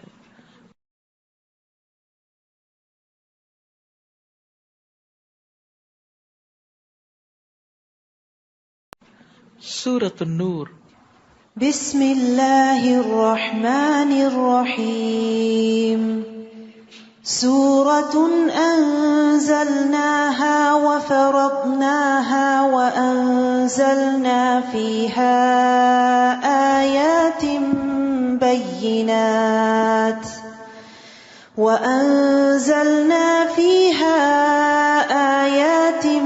بينات لعلكم تذكرون الزانية والزاني فاجلدوا كل واحد منهما 100 جلدة ولا تأخذكم بهما رأفة في دين الله إن كنتم تؤمنون بالله واليوم الآخر وَلْيَشْهَدْ عَذَابَهُمَا طَائِفَةٌ مِّنَ الْمُؤْمِنِينَ۔ شروع کرتی ہوں اللہ کے نام سے جو بے انتہا مہربان نہایت رحم فرمانے والا ہے۔ سورۃ انزلناها، یہ ایک سورت ہے جسے ہم نے نازل کیا ہے۔ اللہ نے پورا قرآن نازل کیا ہے، لیکن یہاں خاص طور پر اس سورت کے نزول کی اہمیت کی وجہ سے اس کا ذکر کیا گیا۔ وَفَرَضْنَاهَا، اور ہم نے اس کو فرض کے درجے میں رکھا ہے، یعنی اس میں جو احکامات ہم نے نازل کیے ہیں ان احکامات پر عمل کرنا لازم ہے۔ وَأَنزَلْنَا فِيهَا آيَاتٍ بَيِّنَاتٍ، اور اس میں واضح آیات نازل فرمائی ہیں، لَعَلَّكُمْ تَذَكَّرُونَ، تاکہ تم سبق حاصل کرو۔ کیا ہیں وہ احکامات، کیا ہیں وہ واضح آیات؟ زانی عورت ہو یا مرد، ان میں سے ہر ایک کو 100 درے لگاؤ، اور اگر تم اللہ اور آخرت کے دن پر ایمان رکھتے ہو تو اللہ کے دین کے معاملے میں تمہیں ان دونوں میں سے کسی پر بھی ترس نہیں آنا چاہیے، اور مسلمانوں میں سے ایک گروہ ان کی سزا کے وقت موجود ہونا چاہیے۔ چونکہ ہمارا دین نسب کی بھی حفاظت کرتا ہے اور حیا کا ہمیں حکم دیتا ہے، اس لیے اس نے زنا کو حرام قرار دیا ہے، کیونکہ اس سے انسانوں کے حسب نسب خلط ملط ہو جاتے ہیں۔ نبی صلی اللہ علیہ وسلم نے فرمایا، زانی جس وقت زنا کرتا ہے تو وہ مومن نہیں ہوتا۔ یہ ایسا کبیرہ گناہ ہے جس کی وجہ سے انسان کا ایمان رخصت ہو جاتا ہے، اور اگر اللہ نہ کرے کوئی اس حال میں مر جائے تو گویا ایمان سے خالی دنیا سے گیا۔ ابن عباس کہتے ہیں، زنا کرتے ہوئے زانی سے ایمان کا نور اٹھا لیا جاتا ہے۔ زنا کا انجام بھی بہت برا ہے۔ رسول اللہ صلی اللہ علیہ وسلم نے فرمایا، میرے پاس 2 آدمی آئے اور انہوں نے میرا بازو پکڑا اور مجھے ایک دشوار گزار پہاڑ کے پاس لے گئے، تو وہاں کچھ لوگ تھے جو بری طرح پھولے ہوئے تھے اور ان سے بیت الخلاء کی طرح غلیظ بو آ رہی تھی۔ میں نے پوچھا، یہ کون ہے؟ انہوں نے کہا، یہ زانی مرد اور زانی عورتیں ہیں، یعنی جو زنا کرے اور توبہ کیے بغیر مر جائے اس کا پھر آخرت میں یہ انجام ہے۔ اور پھر یہاں پر یہ فرمایا کہ تم جب ان کو سزا دو تو پھر دین کے معاملے میں تمہارے اندر کوئی رأفت نہیں آنی چاہیے، یعنی بعض اوقات نرمی اور محبت سے انسان سمجھتا ہے اور بعض اوقات اس کو ڈسپلن کرنا پڑتا ہے، اور یہ بھی اللہ کی رحمت ہوتی ہے۔ یعنی کچھ بری عادتیں جب تک اس پر کوئی پنشمنٹ نہ ہو اس وقت تک وہ جاتی نہیں ہے، تو حدود کی راہ میں نرمی کی مذمت کی گئی ہے، اور ایک حد کو نافذ کرنے کی جو اہمیت ہے، رسول اللہ صلی اللہ علیہ وسلم نے فرمایا، زمین پر ایک حد جاری کرنا زمین والوں کے لیے 40 دنوں کی بارش سے بہتر ہے۔ زانی نہ نکاح کرے مگر زانیہ یا مشرکہ عورت کے ساتھ، یعنی جب پتہ چل جائے کہ کوئی لڑکا یا لڑکی زنا کے کام میں ملوث ہے اور وہ اس عادت بد کا شکار ہے اور وہ اس سے باز ہی نہیں آتا یا آتی، تو پھر اپنے بچے کا رشتہ وہاں نہیں کرنا چاہیے۔ اور زانیہ کے ساتھ وہی نکاح کرے جو خود زانی یا مشرک ہو، ہاں وہ آپس میں ایک دوسرے سے کر سکتے ہیں، اور اہل ایمان پر یہ کام حرام کر دیا گیا ہے، یعنی اچھی نیت سے بھی ان کے نکاح نہیں ہو سکتے، صرف سچی توبہ کے بعد ہی ممکن ہے۔ یعنی اگر کسی شخص سے ایسا کوئی غلط کام ہوتا رہا، مثلا کوئی شخص نان مسلم تھا اور ان کے ہاں تو ایسے حلال حرام کی پرواہ نہیں ہوتی، اور وہ اپنی پچھلی زندگی میں ایسی کسی خرابی کا شکار رہا، پھر اس نے سچے دل سے توبہ کی، مسلمان ہو گیا، اور وہ کسی مسلمان لڑکی سے اب شادی کرنا چاہتا ہے، تو توبہ کے بعد شادی ہو سکتی ہے۔ اور جو لوگ پاک دامن عورتوں پر تہمت لگائیں پھر 4 گواہ پیش نہ کر سکیں، انہیں 80 کوڑے لگاؤ، یعنی کسی کے اوپر زنا کا الزام لگانا بھی بہت بڑا جرم ہے، اور آئندہ کبھی ان کی گواہی قبول نہ کرو، اور یہی لوگ بد کردار ہیں. یعنی جھوٹی گواہی دینا اور پھر خاص طور پر پاک دامن ایمان والی بھولی بھالی عورتوں پر زنا کی تہمت لگانا، یہ کبیرہ گناہوں میں سے ہے. رسول اللہ صلی اللہ علیہ وسلم نے فرمایا، جس شخص نے کسی مومن کے بارے میں کوئی ایسی بات کہی جو اس میں نہیں تھی اور اس بات سے اس کو بدنام کیا تو اللہ اسے جہنمیوں کی پیپ میں ڈالے گا. وہ اس بات کا مستحق رہے گا یہاں تک کہ وہ اپنی بات سے باز آ جائے. نبی صلی اللہ علیہ وسلم نے فرمایا، بے شک سب سے بڑا سود یہ ہے کہ انسان ناحق کسی مسلمان کی عزت سے کھیلے، اور تہمت لگانے والوں کو قیامت کے دن بھی کوڑے پڑیں گے. یعنی اگر وہ دنیا میں بچ بھی گئے اور توبہ نہیں کی اور اپنی بات سے باز نہیں آئے تو یہ بدلہ وہاں مل کر رہے گا. تو یاد رکھیے، انسان کو کسی کے بارے میں بھی کوئی بات ایسی نہ سننی چاہیے اور نہ اس میں ہاں میں ہاں ملانی چاہیے اور نہ اس سے مزے لینے چاہیے اور نہ ہی ایسی باتوں کو آگے پھیلانا چاہیے. یہ کس قسم کا ٹیسٹ ہے؟ چاہے آپ کو پتا بھی ہو کہ کوئی شخص بہت خراب ہے، اگر آپ کے پاس 4 گواہ نہیں تو آپ زبان نہیں کھولیں گے، کیونکہ یہ بہت سنگین معاملہ ہے. کسی بھی لڑکی کی عزت جو ہے وہ اس کا سب سے قیمتی سرمایہ ہوتا ہے، اور اگر اس کی شہرت ہی خراب ہو جائے تو وہ اس کو روئن کر دینے کے باعث. اس کا یہ مطلب نہیں کہ مرد کے اوپر الزام لگا سکتے ہیں، نہیں، چونکہ عورت کا معاملہ زیادہ نازک ہے اس لیے یہاں عورت کا ذکر کیا گیا ہے، ورنہ مرد کے اوپر بھی الزام نہیں لگا سکتے. الا الذین تابوا من بعد ذلک واصلحوا فإن اللہ غفور الرحیم. البتہ جو لوگ اس کے بعد توبہ کر لیں اور اپنی اصلاح کر لیں تو یقیناً اللہ بڑا بخشنے والا اور رحم کرنے والا ہے. کیسی خوشخبری ہے کہ بڑے سے بڑے گناہ بھی معاف ہو جاتے ہیں. اگر کوئی ماضی میں غلطی کر چکا ہے تو اللہ تعالیٰ اس کو معاف کر دے گا اگر وہ سچے دل سے توبہ کر کے آئندہ ایسے کسی گناہ کی طرف راغب نہ ہو. تو یہ تو تھا دیگر لوگوں کا معاملہ. لیکن بعض اوقات ایک مرد اپنے ہی گھر میں اپنی بیوی کو خود اپنی آنکھوں سے کسی کے ساتھ برا کام کرتے ہوئے دیکھتا ہے، لیکن اس کے پاس 4 گواہ نہیں، تو اب وہ کیا کرے؟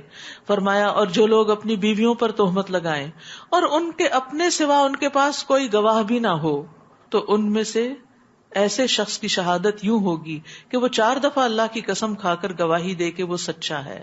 یعنی پھر وہ 4 مرد لانے کے بجائے 4 قسمیں کھائے، اور 5ویں دفعہ یوں کہے گا کہ اگر وہ جھوٹا ہو تو اس پر اللہ کی لعنت ہو. اور اس عورت جس پر الزام لگایا گیا ہے اس سے سزا یوں ٹل سکتی ہے کہ وہ 4 دفعہ اللہ کی قسم کھا کے گواہی دے کہ وہ خامند جھوٹا ہے، اور 5ویں دفعہ یوں کہے کہ اگر مرد یعنی اس کا خامند سچا ہو تو مجھ پر اللہ کا غضب نازل ہو. اور اگر تم پر اے مسلمانوں اللہ کا فضل اور اس کی رحمت نہ ہوتی تو یہ معاملہ تم پہ بڑا پیچیدہ ہو جاتا. اور اللہ تعالیٰ بڑا التفات فرمانے والا اور حکیم ہے کہ جس نے معافی کا یہ قاعدہ مقرر کر دیا. اب آیت 11 سے آنورڈز واقع افک سے متعلق آیات ہیں. نبی صلی اللہ علیہ وسلم ایک غزوے پر تشریف لے گئے جس میں حضرت عائشہ آپ کے ساتھ تھی. حضرت عائشہ نے اپنی بہن سے ایک ہار مستعار لے کر زیب و زینت کے لیے پہنا ہوا تھا.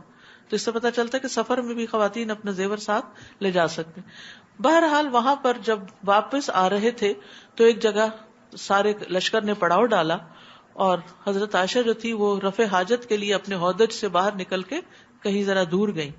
تو واپسی پہ انہوں نے دیکھا ان کا ہار گم گیا ہے. تو وہ اس کو ڈھونڈتے ڈھونڈتے جب واپس پہنچی تو اتنے میں لشکر کوچ کر چکا تھا. اب وہ جس جگہ تھی وہیں بیٹھی رہی. تو حضرت صفوان بن معطل جو تھے ان کی ڈیوٹی تھی کہ قافلے کے پیچھے چھٹی ہوئی چیزیں جو ہیں وہ لیتے ہوئے مدینہ پہنچے.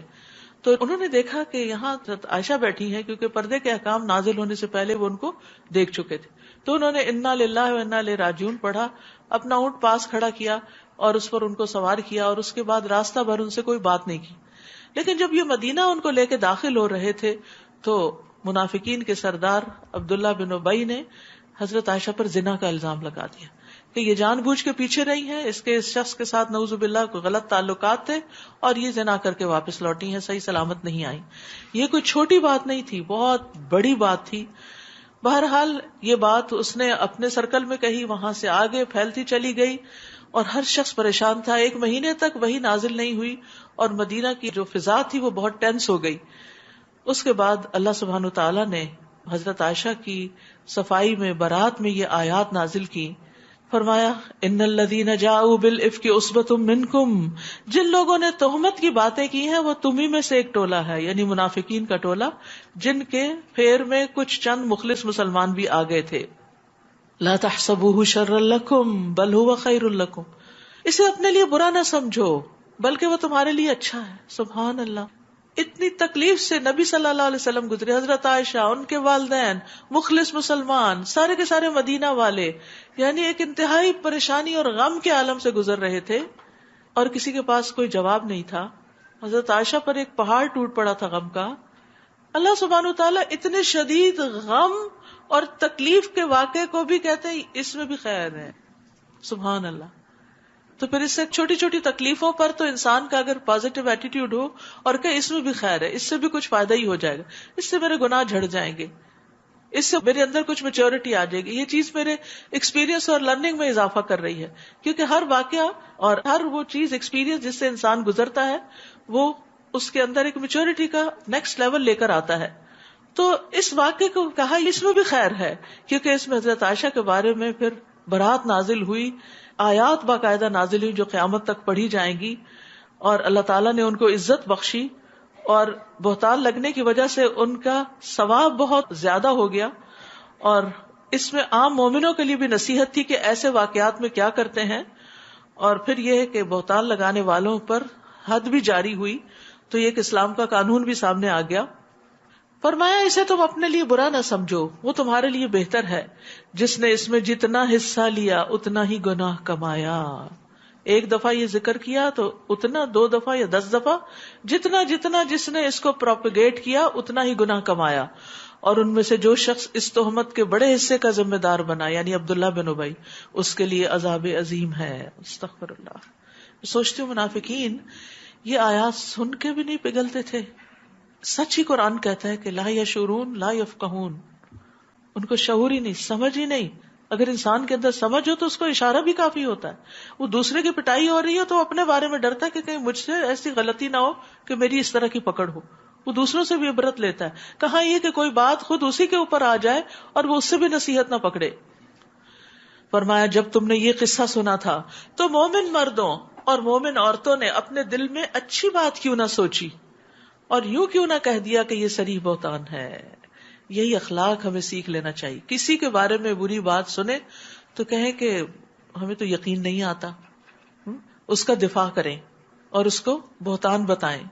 پھر یہ تہمت لگانے والے اس پر 4 گواہ کیوں نہ لا سکے. پھر جب یہ گواہ نہیں لا سکے تو اللہ کے ہاں یہی جھوٹے ہیں. اور اگر تم پر دنیا اور آخرت میں اللہ کا فضل اور اس کی رحمت نہ ہوتی تو جن باتوں میں تم پڑ گئے تھے ان کی پاداش میں تمہیں بہت بڑا عذاب آ لیتا. جس وقت تمہاری ایک زبان سے دوسری زبان اس بات کو لیتی چلی جا رہی تھی اور تم اپنے منہ سے وہ کچھ کہہ رہے تھے جس کے متعلق تمہیں کچھ علم نہ تھا.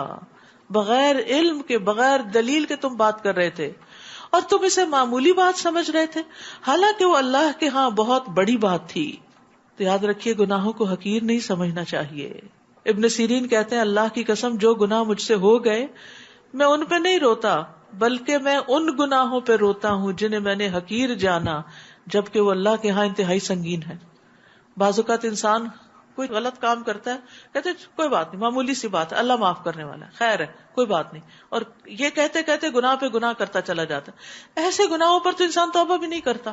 جن گناہوں کو ہم گناہ سمجھتے ہیں ان پر تو توبہ بھی کر لیتے ہیں، اور جن گناہوں کو گناہ ہی نہیں سمجھتے ان پر تو ہم ہنسی مذاق کر لیتے ہیں. تو وہی بعضوں کا چھوٹے چھوٹے بھی اکٹھے ہو کر آگ بھڑکانے کے لیے کافی ہو جاتے ہیں. جب تم نے یہ قصہ سنا تھا تو تم نے یہ کیوں نہ کہہ دیا کہ ہمیں یہ مناسب نہیں کہ ایسی بات کریں. ما یکون لنا ان نتکلم بہذا سبحانک ھذا بہتان عظیم. سبحان اللہ، یہ تو بہت بڑا بہتان ہے. نبی کی بیوی کے بارے میں تم نے اچھی گواہی کیوں نہ دی. اللہ تمہیں نصیحت کرتا ہے کہ اگر تم مومن ہو تو آئندہ ایسی حرکت کبھی نہ کرنا. اللہ تمہیں واضح ہدایات دیتا ہے اور وہ سب کچھ جاننے والا، حکمت والا ہے. جو لوگ یہ چاہتے ہیں کہ ایمان لانے والوں میں بے حیائی کی اشاعت ہو ان کے لیے دنیا میں بھی دردناک عذاب ہے اور آخرت میں بھی، اور اس کے نتائج کو اللہ ہی بہتر جانتا ہے، تم نہیں جانتے. تو یاد رکھیے اللہ سبحانہ وتعالیٰ فحش کلامی سے، بے حیائی سے، جسموں کو ننگا کرنے سے اور ان کی تشہیر کرنے سے، ان سب چیزوں سے نفرت کرتا ہے. رسول اللہ صلی اللہ علیہ وسلم نے فرمایا اللہ بے حیائی پسند نہیں کرتا، بے حیا سے اور بے حیائی کی تلاش کرنے والے سے بغض رکھتا ہے، اور قیامت اس وقت تک قائم نہیں ہوگی جب تک ہر طرف فحش اور بتکلف فحش گوئی عام نہ ہو جائے. استغفر اللہ. اور اسی طرح باتوں میں بھی فحش باتیں یا فحش موضوعات پر باتیں، یہ بھی اللہ تعالیٰ کو پسند نہیں. رسول اللہ صلی اللہ علیہ وسلم نے فرمایا بے شک بے حیائی اور بتکلف فحش گوئی کا اسلام سے کوئی تعلق نہیں، اور اسلام کے اعتبار سے لوگوں میں سب سے اچھا شخص وہ ہے جس کا اخلاق سب سے عمدہ ہو. بعض لوگ بڑی ننگی گالیاں دیتے ہیں، وہ بھی اسی میں شامل ہو جاتا ہے. تو انسان کو اپنی زبان پہ کنٹرول رکھنا چاہیے، غصے میں کبھی بھی بےہودہ بات نہیں کرنی چاہیے. اور اگر تم پر اللہ کا فضل اور اس کی رحمت شامل حال نہ ہوتی تو اس کے برے نتائج تمہارے سامنے آ جاتے.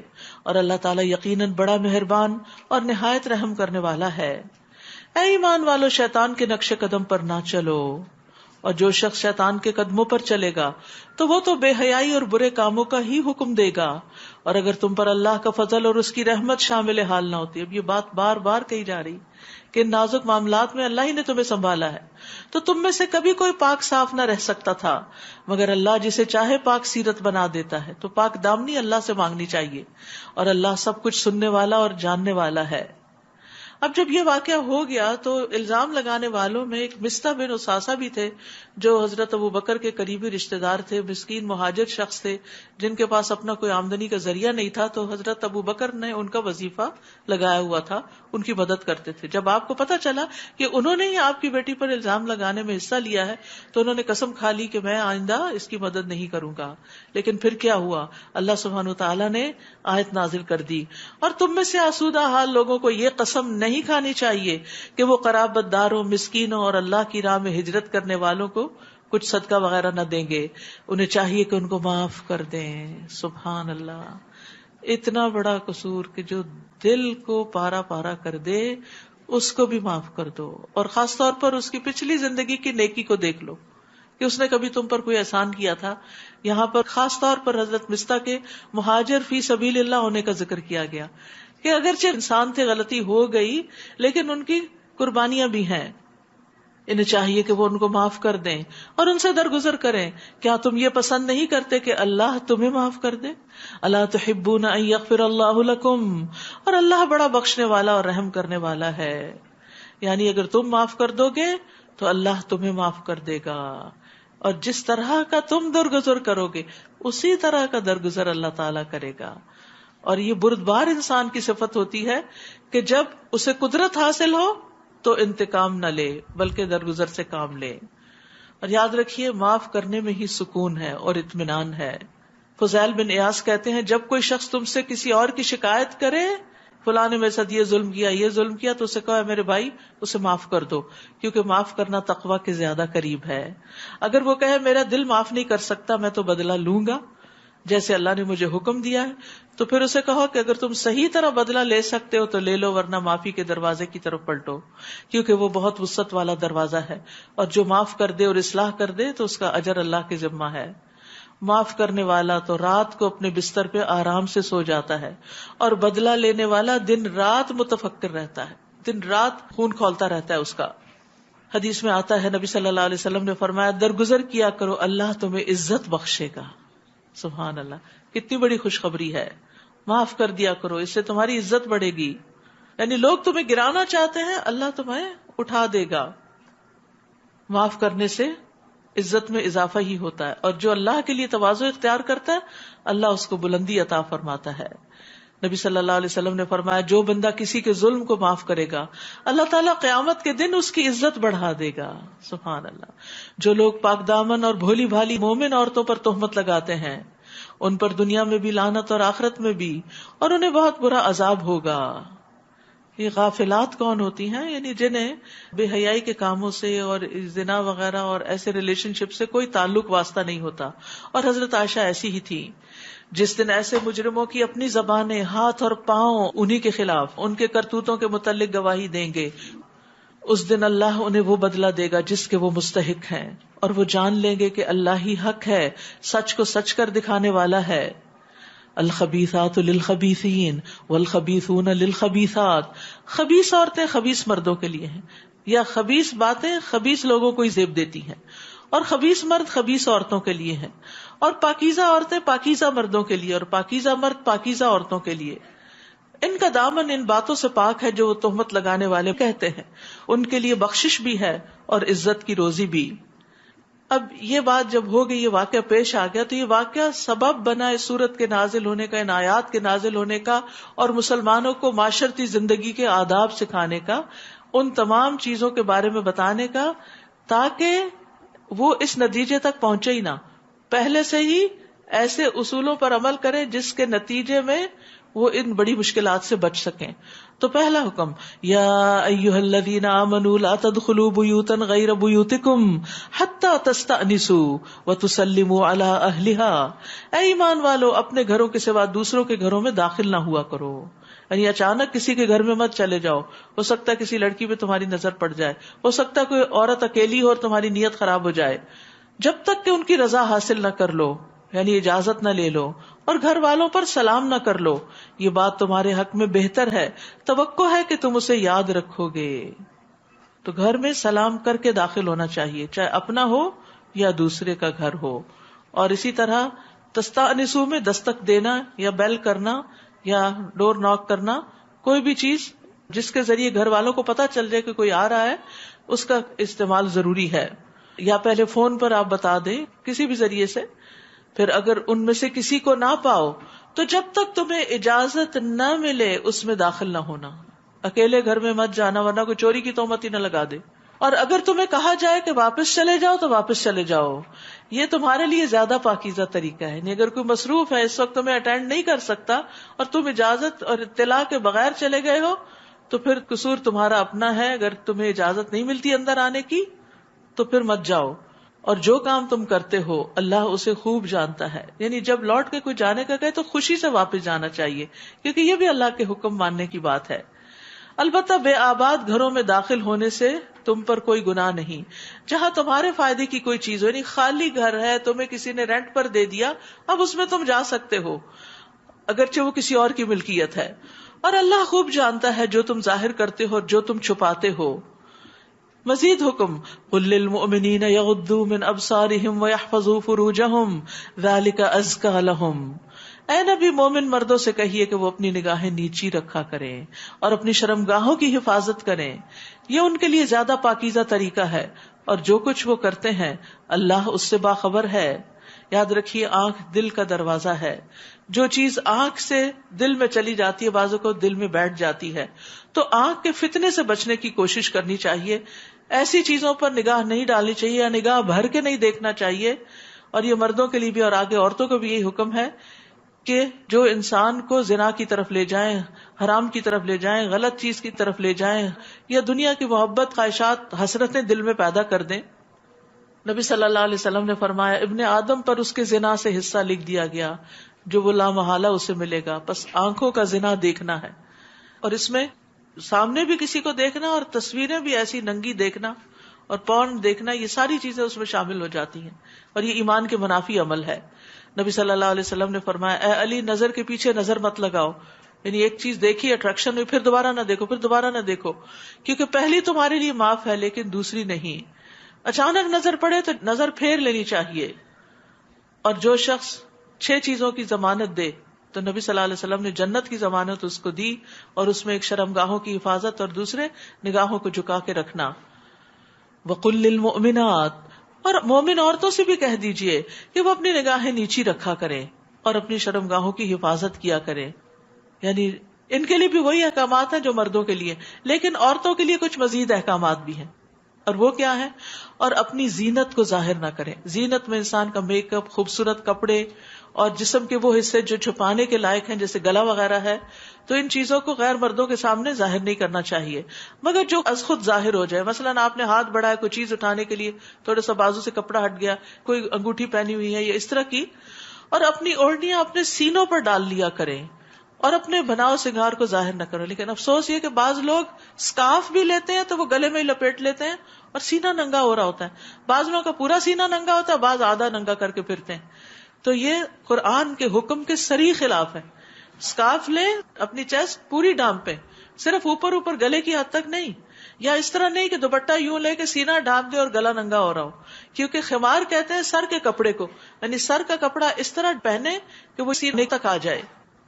اور اپنے بناؤ سنگھار کو ظاہر نہ کریں، یعنی اپنا میک اپ اور زینت اور خوبصورتی غیر مردوں کے سامنے ظاہر نہ کریں، مگر ان لوگوں کے سامنے، خاوند کے باپ یعنی سسر، اپنے بیٹے، شوہروں کے بیٹے یعنی ستیلے، بھائی، بھتیجے، بھانجے، اور اپنے میل جول والی عورتیں، کنیزیں جن کی وہ مالک ہوں، اپنے خادم مرد جو عورتوں کی حاجت نہ رکھتے ہوں، اور ایسے لڑکے جو عورتوں کی پوشیدہ باتوں سے ابھی واقف نہ ہوں.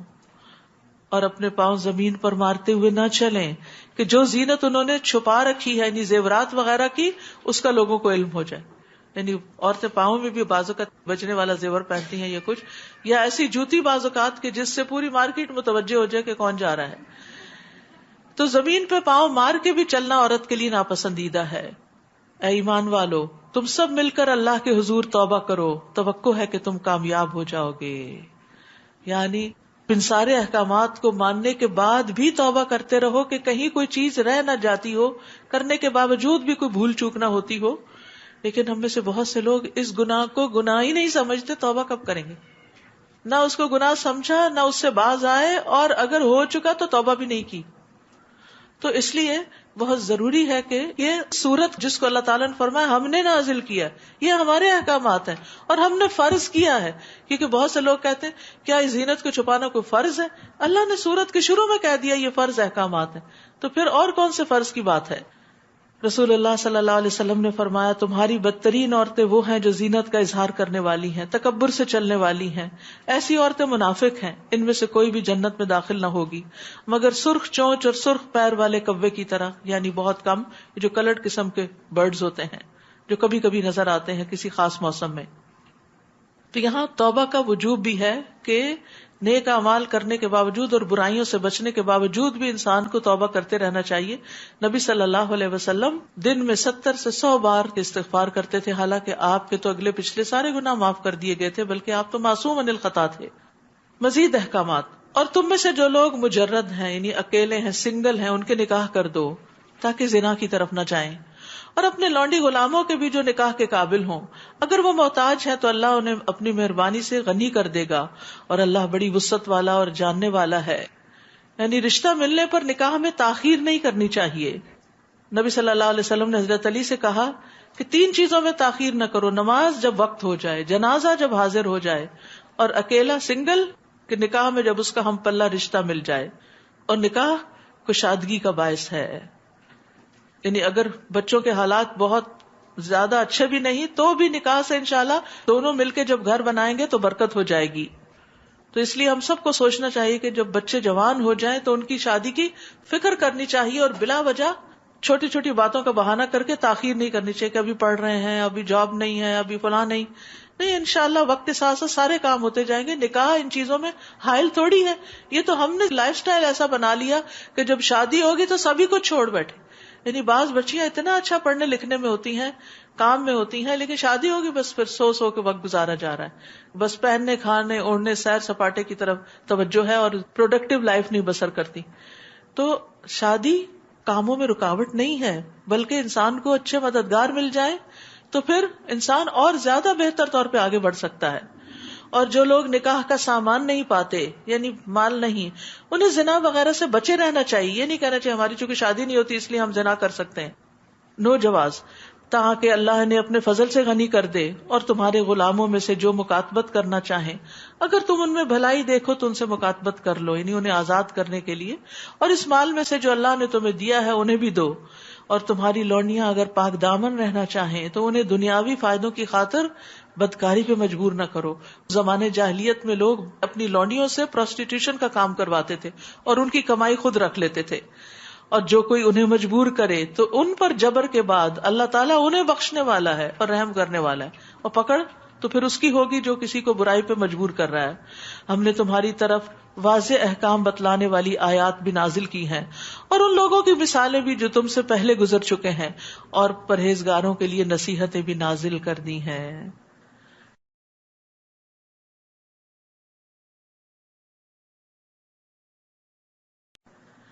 اللہ نور السماوات والارض، اللہ ہی آسمانوں اور زمین کا نور ہے.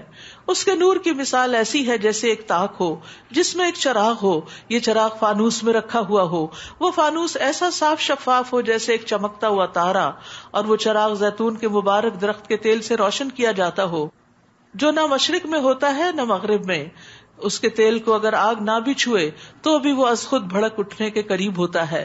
اس طرح روشنی پر روشنی بڑھنے کے تمام اسباب جمع ہو گئے ہوں.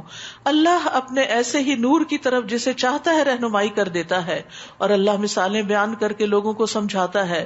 وہ ہر چیز کو خوب جاننے والا ہے. یہ آیت نور بہت ہی خوبصورت آیت ہے، اور اسی سے سورت کا نام بھی سورت النور ہے. تو اللہ حسی اور مانوی طور پر آسمانوں اور زمین کا نور ہے. اللہ تعالیٰ بذات خود نور ہے، اس کا حجاب نور ہے. اگر وہ اپنے حجاب کو ہٹا دے تو اس کے چہرہ مبارک کے انوار و جلال حد نگاہ تک ساری مخلوق کو جلا کر رکھ دیں. اس کے نور سے عرش، کرسی، سورج، چاند اور جنت منور ہیں. اسی طرح مانوی نور کا منبع بھی اللہ ہے. اس کی کتاب نور ہے، اس کی شریعت نور ہے، ایمان نور ہے. اللہ تعالیٰ کے رسولوں اور اس کے مومن بندوں کے دلوں میں جو معرفت الہی ہے، اللہ کی پہچان ہے، وہ بھی اللہ کا دیا ہوا نور ہے. اگر اللہ تعالیٰ کا نور نہ ہو تو گمراہیوں کے گھٹا ٹوپ اندھیرے چھا جائیں. لہٰذا ہر وہ مقام جہاں اللہ کا نور نہیں، وہ اندھیروں میں ڈوب جاتا ہے. اس کے نور کی مثال یعنی وہ نور جس کی طرف اللہ رہنمائی کرتا ہے، وہ اہل ایمان کے دلوں میں ایمان اور قرآن کا نور ہے. وہ ایک تاک کی طرح ہے، نیش کی طرح، جس میں چراغ ہو، کیونکہ تاک چراغ کی روشنی کو جمع کر دیتا ہے. جب ایک کلوز جگہ پر آپ چراغ رکھتے ہیں تو روشنی کی کنسنٹریشن ہو جاتی ہے، اس کو بکھرنے نہیں دیتا. چراغ شیشے کے فانوس میں رکھا ہوا ہو، اور وہ فانوس اپنی صفائی اور خوبصورتی کی وجہ سے یوں لگے جیسے وہ چمکتا ہوا ستارہ ہو، یعنی وہ موتی کی مانند چمکتا ہو. یوقد من شجرۃ مبارکہ، یعنی وہ چراغ جو اس چمکدار فانوس کے اندر ہے زیتون کے تیل سے روشن کیا جاتا ہے، جس کا شعلہ سب سے زیادہ روشن ہوتا ہے. اور وہ مشرقی جانب نہیں اور نہ مغربی، یعنی اس پر سورج کی پوری روشنی پڑتی ہے، ایسی جگہ کا زیتون. اور یہ کہتے ہیں کہ ملک شام یا فلسطین کا زیتون ایسا ہوتا ہے جس سے صبح اور شام سورج کی روشنی حاصل ہوتی، سورج کا اینگل ایسا ہوتا ہے، اس وجہ سے وہ نہایت عمدہ ہوتا ہے. اس کا تیل بھی بہت صاف ہوتا ہے. قریب ہے کہ اس کا تیل یعنی انتہائی صاف ہونے کی وجہ سے آپ ہی آپ روشنی دینے لگے، یعنی اس تیل کے اندر سے بھی ایک روشنی پھوٹتی ہے اگرچہ اسے آگ نہ بھی چھوئے، اور جب اسے آگ چھو جائے تو روشنی بہت زیادہ ہو جائے. تو روشنی پر روشنی، نور پر نور، یعنی آگ کی روشنی اور زیتون کے تیل کی روشنی. تو یہ مثال جو اللہ تعالیٰ نے بیان کی، یہ دراصل مومن کے حالات کی مثال ہے کہ مومن کا دل جو ہے اللہ کے نور سے منور ہے، اور اللہ تعالیٰ نے اسے فطرت پر پیدا کیا. تو سب سے پہلا فطرت کا نور ہے، اور پھر وہ زیتون کے صاف تیل کی طرح پاک ہے، فطرت سلیم ہے. پھر جب اس پر ایمان آیا تو اس کے دل کو اس نے اور روشن کر دیا، جیسے آگ چراغ کی بتی کو روشن کر دیتی ہے. تو اسی طرح ایمان سے اس کے اندر سے شیطان کی ڈالی ہوئی نجاست نکل گئی. اور پھر اس کے بعد وہ جب قرآن کا نور، علم کا نور حاصل کرتا ہے تو یہ سارے نور اکٹھے ہو کر انسان کو ہدایت کی طرف رہنمائی دیتے ہیں. اور اللہ تعالیٰ جس کے لیے نور نہ رکھے پھر اس کے لیے کوئی نور نہیں ہوتا. تو غض بصر کے بعد آیت نور کا ذکر ہے، کیونکہ انسان جب حرام سے بچتا ہے تو پھر اس کو نور حاصل ہوتا ہے، پھر اس کو ایمان کی لذت اور حلاوت نصیب ہوتی ہے. نور علی نور، تو کتنے نور جمع ہو گئے مومن کے دل کے اندر، جس سے پھر صرف مومن خود ہی فائدہ نہیں اٹھاتا بلکہ اپنے ماحول کو بھی روشن کرتا ہے. اور اسی مقدار سے اس کی روشنی ہوتی ہے جس مقدار میں اندر نور ہوتا ہے. یعنی اس کے اپنے اندر بھی شرح صدر ہوتا ہے کہ وہ جس راہ پہ چلا جا رہا ہے اس میں اس کو کوئی شک نہیں ہوتا، یقین حاصل ہوتا ہے، اور اس پر سارے نقصان اٹھا کر بھی عمل کر رہا ہوتا ہے. اور ساتھ ساتھ وہ دوسروں کے لیے بھی منبع نور بن جاتا ہے، اوروں کو اپنی زندگی کے نور سے روشن کرتا ہے، ان کے لیے اچھا رول ماڈل بنتا ہے، اچھی مثال بنتا ہے. اور مومن ایسا ہی ہوا کرتا ہے. یہ ان گھروں میں ہوتے ہیں، یعنی ایسے مومن ان گھروں میں ہوتے ہیں جن کے متعلق اللہ نے حکم دیا کہ ان میں اللہ کا نام بلند کیا جائے، یعنی مساجد، اور اس کا ذکر کیا جائے. ان مساجد میں صبح و شام ایسے لوگ اللہ کی تسبیح کرتے رہتے ہیں. یعنی مومن وہ ہے جس کا دل مسجد کے ساتھ لگا ہوا ہے، جہاں نیکی اور خیر اور اللہ کا ذکر ہوتا ہے، ان مجالس سے اس کی محبت بے مثال ہوتی ہے. رسول اللہ صلی اللہ علیہ وسلم نے یہ بھی فرمایا کہ اپنی نمازوں کا کچھ حصہ اپنے گھروں میں بھی ادا کیا کرو اور ان کو قبرستان کی طرح نہ بناؤ. اور وہ گھر جس میں قرآن کی تلاوت کی جاتی ہے تو وہ اہل آسمان کو ایسے نظر آتا ہے جیسے زمین والوں کو ستارے. تو مردوں کے لیے تو مساجد ہیں اور عورتوں کے لیے ان کے گھر ہیں جن کو انہیں قرآن کی تلاوت سے، دین کی مجالس سے روشن کرنا چاہیے. اس لیے ہم میں سے ہر ایک کے دل کے اندر یہ خواہش ہونی چاہیے کہ میں اپنے گھر میں بھی کوئی حلقہ کروں. یعنی جیسے اب رمضان ختم ہوگا، یہاں پر پروگرام ختم ہو جائے گا تو پھر آپ کے اندر ایک خلا سا ہوگا. اس خلا کو نہیں چھوڑیے، آپ فوراً کہیں نہ کہیں کمٹمنٹ کر لیجئے. کوئی تجوید کا کورس شروع کر لیں، کوئی تفسیر کا کر لیں. جب یہ دورہ قرآن ختم ہوگا تو آن لائن دن میں 3 پارے کر کے ان خواتین کے لیے جو پورا مہینہ چھٹی نہیں لے سکی اور رمضان کے آخری اشرے میں وہ کچھ پڑھنا سیکھنا چاہتی ہیں تو پھر ایک دفعہ پورا قرآن مکمل ہوگا انشاءاللہ تعالی. تو پھر اسی طرح یہ ہے کہ رمضان کے بعد عید کے بعد پھر آپ نے اپنے آپ کو چھوڑنا نہیں، کیونکہ روزوں نے آپ کے اوپر ایک ایمانی اثر ڈالا، تقویٰ حاصل ہوا آپ کو، قرآن کے پڑھنے نے آپ کے اندر نور کی شمع روشن کر دی. اب یہ نور بجھنے نہ پائے، اس کو ایمان سے، قرآن سے، علم سے روشن رکھیں. کسی نہ کسی علم کی مجلس کو ضرور اختیار کریں، اور کبھی اپنے گھر کے اندر بھی، چاہے ہفتہ وار، چاہے مہینے میں ایک دفعہ، چاہے زندگی میں ایک دفعہ، کیونکہ وہ گھر آسمان سے ستاروں کی طرح چمکتے ہیں جہاں یہ نور روشن ہوتا ہے. حتیٰ کہ عید کی پارٹیوں میں بھی جب آپ جائیں یا لوگوں کو بلائیں تو وہاں بیٹھ کر بھی علم کی کوئی بات ضرور کریں. یعنی جو قرآن آپ نے پڑھا، ماشاءاللہ آپ روز آ کے اتنے اچھے اچھے پوائنٹس شیئر کرتے ہیں. آپ نے یہ نوٹس بھی لیے ہوئے ہیں، آپ اپنی ڈائری اپنے ساتھ لے جا سکتے ہیں کہ میں نے رمضان کیسا پایا اور اس میں کیا سیکھا. تو چند ایک اچھی باتیں دوسروں کے ساتھ بھی شیئر کریں تو یہ آپ کا نور دوسروں تک پھیلے گا اور آپ کے لیے صدقہ جاریہ بنے گا. فرمایا رجال، وہ ایسے لوگ ہیں انہیں اللہ کے ذکر، نماز قائم کرنے اور زکوٰۃ ادا کرنے سے نہ تجارت غافل کرتی ہے نہ خرید و فروخت. اسی طرح مومن عورتیں جو ہیں گھر کے کام کاج، اپنی ذمہ داریاں، جابز، ان کو اللہ کے ذکر سے غافل نہیں کرتی. وہ اس دن سے ڈرتے رہتے ہیں جس میں دل اور آنکھیں الٹ جائیں گی.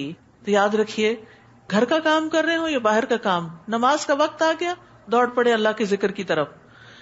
اور وہ لوگ یہ سب کچھ اس لیے کرتے ہیں کہ جو عمل وہ کرتے ہیں اللہ ان کا بہتر بدلہ انہیں دے اور اپنے فضل سے زیادہ بھی. اور اللہ جسے چاہتا ہے بغیر حساب کے رزق عطا کرتا ہے. اور جو کافر ہے ان کے اعمال کی مثال ایسی ہے جیسے ایک چٹیل میدان میں کوئی سراب ہو جسے پیاسا پانی سمجھ رہا ہو. دھوکا، یعنی کافر جو ہے وہ اپنی دنیا کی زندگی میں اتنا خوش ہے، شراب کی طرح ہے اس کی وہ خوشی، اور جس چیز کو وہ سمجھتا ہے کہ یہ میری اچیومنٹ ہے، یہ میری کامیابی ہے، وہ دراصل جو وہ اس کے قریب پہنچتا ہے تو وہ سوچتا ہے کہ یہ تو کچھ نہیں تھا. ایسا ہوتا ہے انسانوں کے ساتھ. انسان اپنی زندگی میں کچھ تمنائیں، حسرتیں، کچھ گولز، ایمز رکھتا ہے. جب وہ ایک چیز کو اچیو کر لیتا تو پھر واٹ نیکسٹ، کچھ کرنے کو نہیں، کتنا خلا ہو جاتا ہے. پھر وہ آگے بڑھتا ہے، شراب، پھر جب اس کے پاس پہنچتا تو پانی نہیں ہوتا، پھر اگلی منزل پہ روانہ ہو جاتا. تو اللہ کو نہ ماننے والا اور اللہ کی طرف نہ آنے والا ساری زندگی دھوکے میں رہتا ہے. وہ جن سنہری چیزوں کو اپنی کامیابی سمجھتا ہے، جب وہ ان کو حاصل کر لیتا ہے، وہاں تک پہنچتا ہے تو وہ کچھ نہیں ہوتی، وہ تو ہاتھ سے نکل چکی ہوتی. اب تک زندگی میں جو کچھ ہم نے حاصل کیا وہ کدھر ہے، چلا گیا، گزر گیا. تو اس لیے انسان اس دھوکے میں نہ رہے، کیونکہ قیامت کے دن ان چیزوں کا کچھ بدلہ نہیں ملنے والا. حتیٰ کہ جب وہ اس شراب کے قریب آتا ہے تو وہاں کچھ نہیں پاتا، بلکہ اس نے اللہ کو وہاں موجود پایا. مرنے کے بعد تو اللہ کا سامنا کرنا ہوگا جس نے اس کا حساب چکا دیا، اور اللہ کو حساب چکانے میں دیر نہیں لگتی. یا پھر کافروں کے اعمال کی مثال ایسی ہے جیسے گہرے سمندر میں اندھیرے ہوں جسے موج نے ڈھانپ لیا ہو، پھر اس کے اوپر ایک اور موج ہو اور اس کے اوپر ایک بادل ہو. تاریکی پر تاریکی چڑھی ہوئی ہے، فطرت بھی سلیم نہیں، ایمان بھی نہیں، عمل صالح بھی نہیں، علم کی روشنی بھی نہیں، اندھیروں میں جی رہا ہے انسان. اگر کوئی اپنا ہاتھ نکالے تو اسے بھی نہ دیکھ سکے. جسے اللہ روشنی عطا نہ کرے اس کو کہیں سے بھی نور نہیں مل سکتا، اس کے لیے کوئی روشنی نہیں، کیونکہ نور کا منبع اللہ کی ذات ہے، حسی بھی اور مانوی بھی. کیا تم دیکھتے نہیں کہ آسمانوں اور زمین میں جو کچھ ہے اور فضا میں پر پھیلائے ہوئے پرندے بھی، یہ سب اللہ کی تسبیح کر رہے ہیں، تو کیا آپ نہ کریں گے؟ ہر مخلوق کو اپنی نماز اور تسبیح کا طریقہ معلوم ہے. کیا ہمیں بھی معلوم ہے؟ اور جو کچھ وہ کرتے ہیں اللہ سب کچھ جانتا ہے.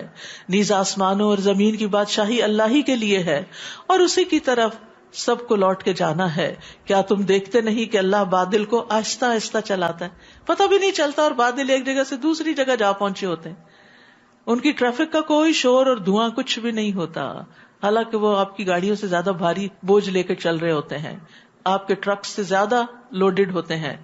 پھر بادلوں کے اجزاء کو آپس میں ملا دیتا ہے, بہت سے بادل ایک جگہ اکٹھے ہو جاتے ہیں, پھر اسے تہ بتہ بنا دیتا ہے, بہت پیار سے ایک دوسرے کے اوپر جہاں جہاں جگہ ملتی ہے وہ جگہ کو بھر دیتے ہیں. پھر تو دیکھتا ہے کہ اس کے درمیان سے بارش کے قطرے ٹپکتے ہیں. یہ کس کی قوت ہے, یہ کس کی قدرت ہے, یہ کون ہے اس فوگ میں سے پانی ٹپکانے والا. کبھی کبھی عمارتوں کے پاس سے گزرتے ہیں نا, کبھی آپ کے کھڑکی سے شاید اندر بادل آ جائے, پکڑ کے اس میں سے پانی نکالے, کچھ بھی نہیں نکلتا. اور وہ آسمان سے ان پہاڑوں کی بدولت جو اس میں بلند ہیں اولے برساتا ہے. کبھی آپ ایئر ٹریولنگ کے دوران دیکھتے ہیں کہ بعض بادل بالکل ایسے لگتے ہیں کہ اوپر جیسے کوئی پہاڑ کھڑا ہو. پھر جسے چاہتا ہے ان سے نقصان پہنچاتا ہے, اور جسے چاہتا ہے ان سے بچا لیتا ہے. اس کی بھی چمک آنکھوں کو خیرہ کر دیتی ہے. اللہ ہی رات اور دن کا عدل بدل کرتا ہے.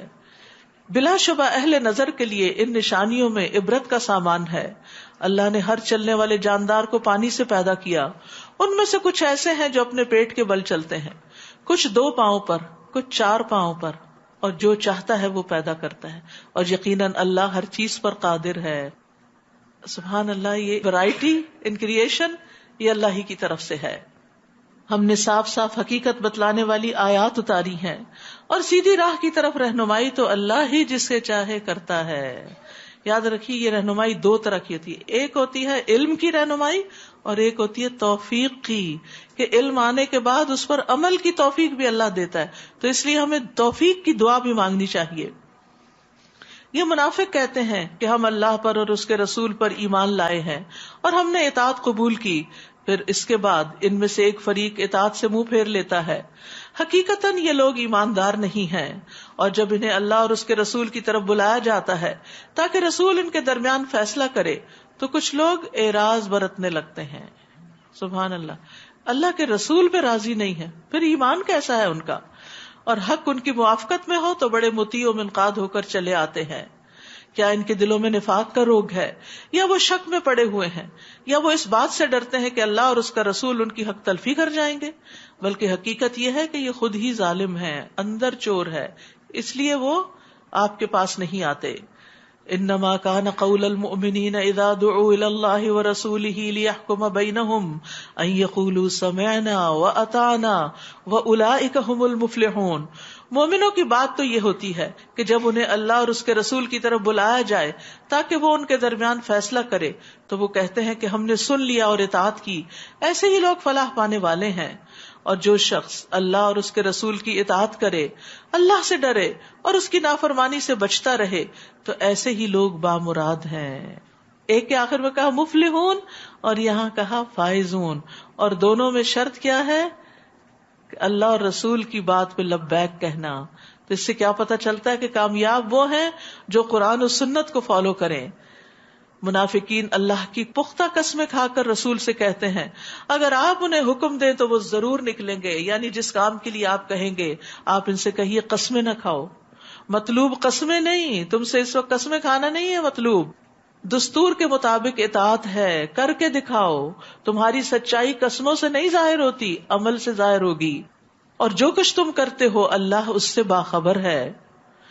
آپ ان سے کہیے اللہ کی اطاعت کرو, رسول کی اطاعت کرو. بار بار تکرار ہے, اس لیے کیسے الگ کر سکتے ہیں رسول کی اطاعت کو اللہ کی اطاعت سے؟ پھر اگر تم اطاعت نہیں کرو گے تو رسول کے ذمہ تو وہی کچھ ہے جس کا وہ مکلف ہے, یعنی تبلیغ کرنے کا, اور تمہارے ذمہ وہ کچھ ہے جس کے تم مکلف ہو, یعنی اطاعت کے. اور اگر تم رسول کی اطاعت کرو گے تو ہدایت پا جاؤ گے, اور رسول کی ذمہ داری صرف یہ ہے کہ صاف صاف پیغام پہنچا دے, باقی اس کی ذمہ داری نہیں کہ وہ یہ دیکھے کہ تم نے کام کیا یا نہیں. وہ تو ہر شخص اپنا ذمہ دار خود ہے. تم میں سے جو مومن ہیں اور نیک کام کرتے ہیں, سوچیے اپنے بارے میں, ان سے اللہ نے وعدہ کر رکھا ہے کہ وہ انہیں زمین میں ایسے ہی جانشین بنائے گا جیسے تم سے پہلے لوگ بنائے گئے, اور ان کے اس دین کو مضبوط کرے گا جسے اس نے ان کے لیے پسند کیا, اور ان کی حالت خوف کو امن میں تبدیل کر دے گا. بس وہ میری ہی عبادت کریں گے اور میرے ساتھ کسی کو شریک نہ بنائیں گے. اور جو اس کے بعد کفر کرے تو ایسے ہی لوگ فاسق ہیں. وَأَقِيمُوا الصَّلَاةَ وَآتُوا الزَّكَاةَ وَأَطِيعُوا الرَّسُولَ لَعَلَّكُمْ تُرْحَمُونَ. نماز قائم کرو، زکوٰۃ ادا کرو اور رسول کی اطاعت کرو. یہاں اللہ نے اپنی اطاعت کا بھی ذکر نہیں کیا، یعنی اتنی امپورٹنٹ ہے نبی صلی اللہ علیہ وسلم کی اطاعت کرنا. اس طرح توقع ہے کہ تم پر رحم کیا جائے. اچھا، اب رسول صلی اللہ علیہ وسلم کی اطاعت صرف کیا آپ کی زندگی میں تھی؟ کیا آپ صرف ان لوگوں کے رسول تھے یا ہمارے بھی ہیں؟ ہمارے بھی ہیں. اس لیے بہت ضروری ہے کہ قرآن کے ساتھ حدیث کا مطالعہ بھی کیا جائے. تو الحمدللہ یہاں پر بخاری کی کلاسز بھی ہوتی ہیں، فرائیڈے ایوننگ کو انگلش میں ہوتی ہیں، آج ہوگی انشاءاللہ، اور اسی طرح اردو میں بھی صبح کے اوقات میں ہوتی ہیں. تو سنت کا علم بہت وسیع خزانہ ہے. جو اس سے محروم رہا بہت بڑی خیر سے محروم رہا، پوری زندگی بسر کرنے کے طریقے اس میں سکھائے گئے ہیں. تو اس لیے علم کے حریص ہوں، کیونکہ اطاعت کے لیے حکم جاننا ضروری ہے اور اس کے لیے علم حاصل کرنا ضروری ہے. لا تحسبن الذین کفروا معجزین فی الارض. آپ کافروں کے متعلق یہ خیال نہ کیجئے کہ وہ زمین میں اللہ کو عاجز کر دینے والے ہیں، کہ اللہ ان کو پکڑ نہیں سکتا یا انہیں عذاب نہیں دے سکتا. ان کا ٹھکانہ آگ ہے. وَلَبِئْسَ الْمَصِيرُ. اور البتہ بہت برا ٹھکانہ ہے.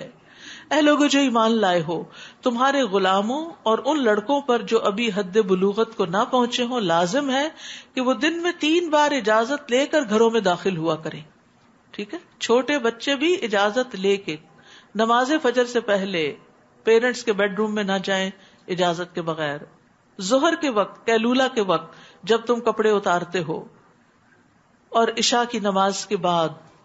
یہ 3 اوقات تمہارے لیے پردے کے وقف ہیں. ان اوقات کے علاوہ دوسرے وقت میں ان کو بلا اجازت آنے جانے سے ان پر کوئی گناہ نہیں اور نہ تم پر کوئی گناہ ہے. تو آپ دیکھیے کہ کس قدر پرائیویسی کا لحاظ رکھا گیا کہ چھوٹے بچوں کو بھی ایکسپوز نہیں کرنا چاہیے ہسبینڈ وائف کی آپس کی انٹیمیسی اور ایک دوسرے کے تعلقات کے بارے میں. بعض مائیں تو بچوں کو واش روم میں لے کے گھس جاتی ہیں، ان کے سامنے ننگا نہ آتی. حیرت ہوتی ہے کہ یہ تو بالکل کامن سینس کی بات ہے. پوچھنے میں پتہ چلتی جی روتے ہیں. اس کا کوئی اور بندوبست کرے، نہ کہ ان کو ننگا دکھائیں پھر اپنا آپ، پھر آپ کپڑوں میں ہی نہ آئیں تاکہ وہ آپ کو ننگا تو نہ دیکھیں. کیونکہ بچپن سے ان کے سامنے حیا کے تقاضے پامال کر دیے جاتے ہیں، پھر بڑے ہو کر ان کے لیے یہ چیزیں بس ایسے ہی ہو جاتی ہیں اور پھر وہ اللہ کے حکم سے نافرمانی کرنے لگتے ہیں. فرمایا تمہیں ایک دوسرے کے پاس بار بار آنا ہی پڑتا ہے. اسی طرح اللہ تعالیٰ تمہارے لیے اپنے ارشادات کی وضاحت کرتا ہے. وہ سب کچھ جاننے والا، حکمت والا ہے. اور جب لڑکے سن بلوغ کو پہنچ جائیں تو وہ بھی اسی طرح اذن لیا کریں جیسے ان سے پہلے ان کے بڑے اجازت لیتے رہے، یعنی گھر میں داخل ہوتے ہوئے. اللہ تعالیٰ اسی طرح تمہارے لیے اپنے احکام کھول کر بیان کرتا ہے اور اللہ سب کچھ جاننے والا، حکمت والا ہے. اور جو عورتیں جوانی سے گزری بیٹھی ہوں اور نکاح کی توقع نہ رکھتی ہوں، 2 شرائط ہیں، یعنی بوڑھی ہو چکی ہوں لیکن شادی کی کوئی امید نہ ہو، کیونکہ کچھ خواتین 60+ بھی ہو کر بالکل فٹ اور ینگ ہوتی ہیں. اگر وہ اپنی چادر، یعنی جو باہر جاتے ہوئے بڑی چادر لی جاتی ہے، وہ اتار دیں تو ان پر کچھ گناہ نہیں، بشرطے کہ زیب و زینت کی نمائش کرنے والی نہ ہو، یعنی اپنے آپ کو ظاہر نہ کرنا چاہتی ہوں. تاہم اگر وہ چادر اتارنے سے پرہیز ہی کریں تو یہی بات ان کے حق میں بہتر ہے، اور اللہ سب کچھ سنتا جانتا ہے.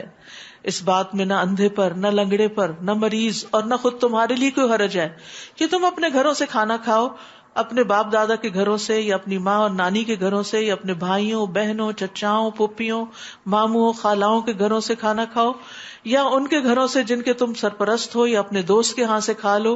نہ ہی اس بات میں کوئی گناہ ہے کہ تم سب مل کر کھاؤ یا علیحدہ علیحدہ. البتہ جب تم گھروں میں داخل ہوا کرو تو اپنے لوگوں کو، یعنی گھر والوں کو سلام کہا کرو، یہ اللہ کی طرف سے مبارک اور پاکیزہ تحفہ ہے تمہارے لیے. اسی طرح اللہ تمہارے لیے اپنی آیات کو کھول کے بیان کرتا ہے تاکہ تم سمجھ سے کام لو.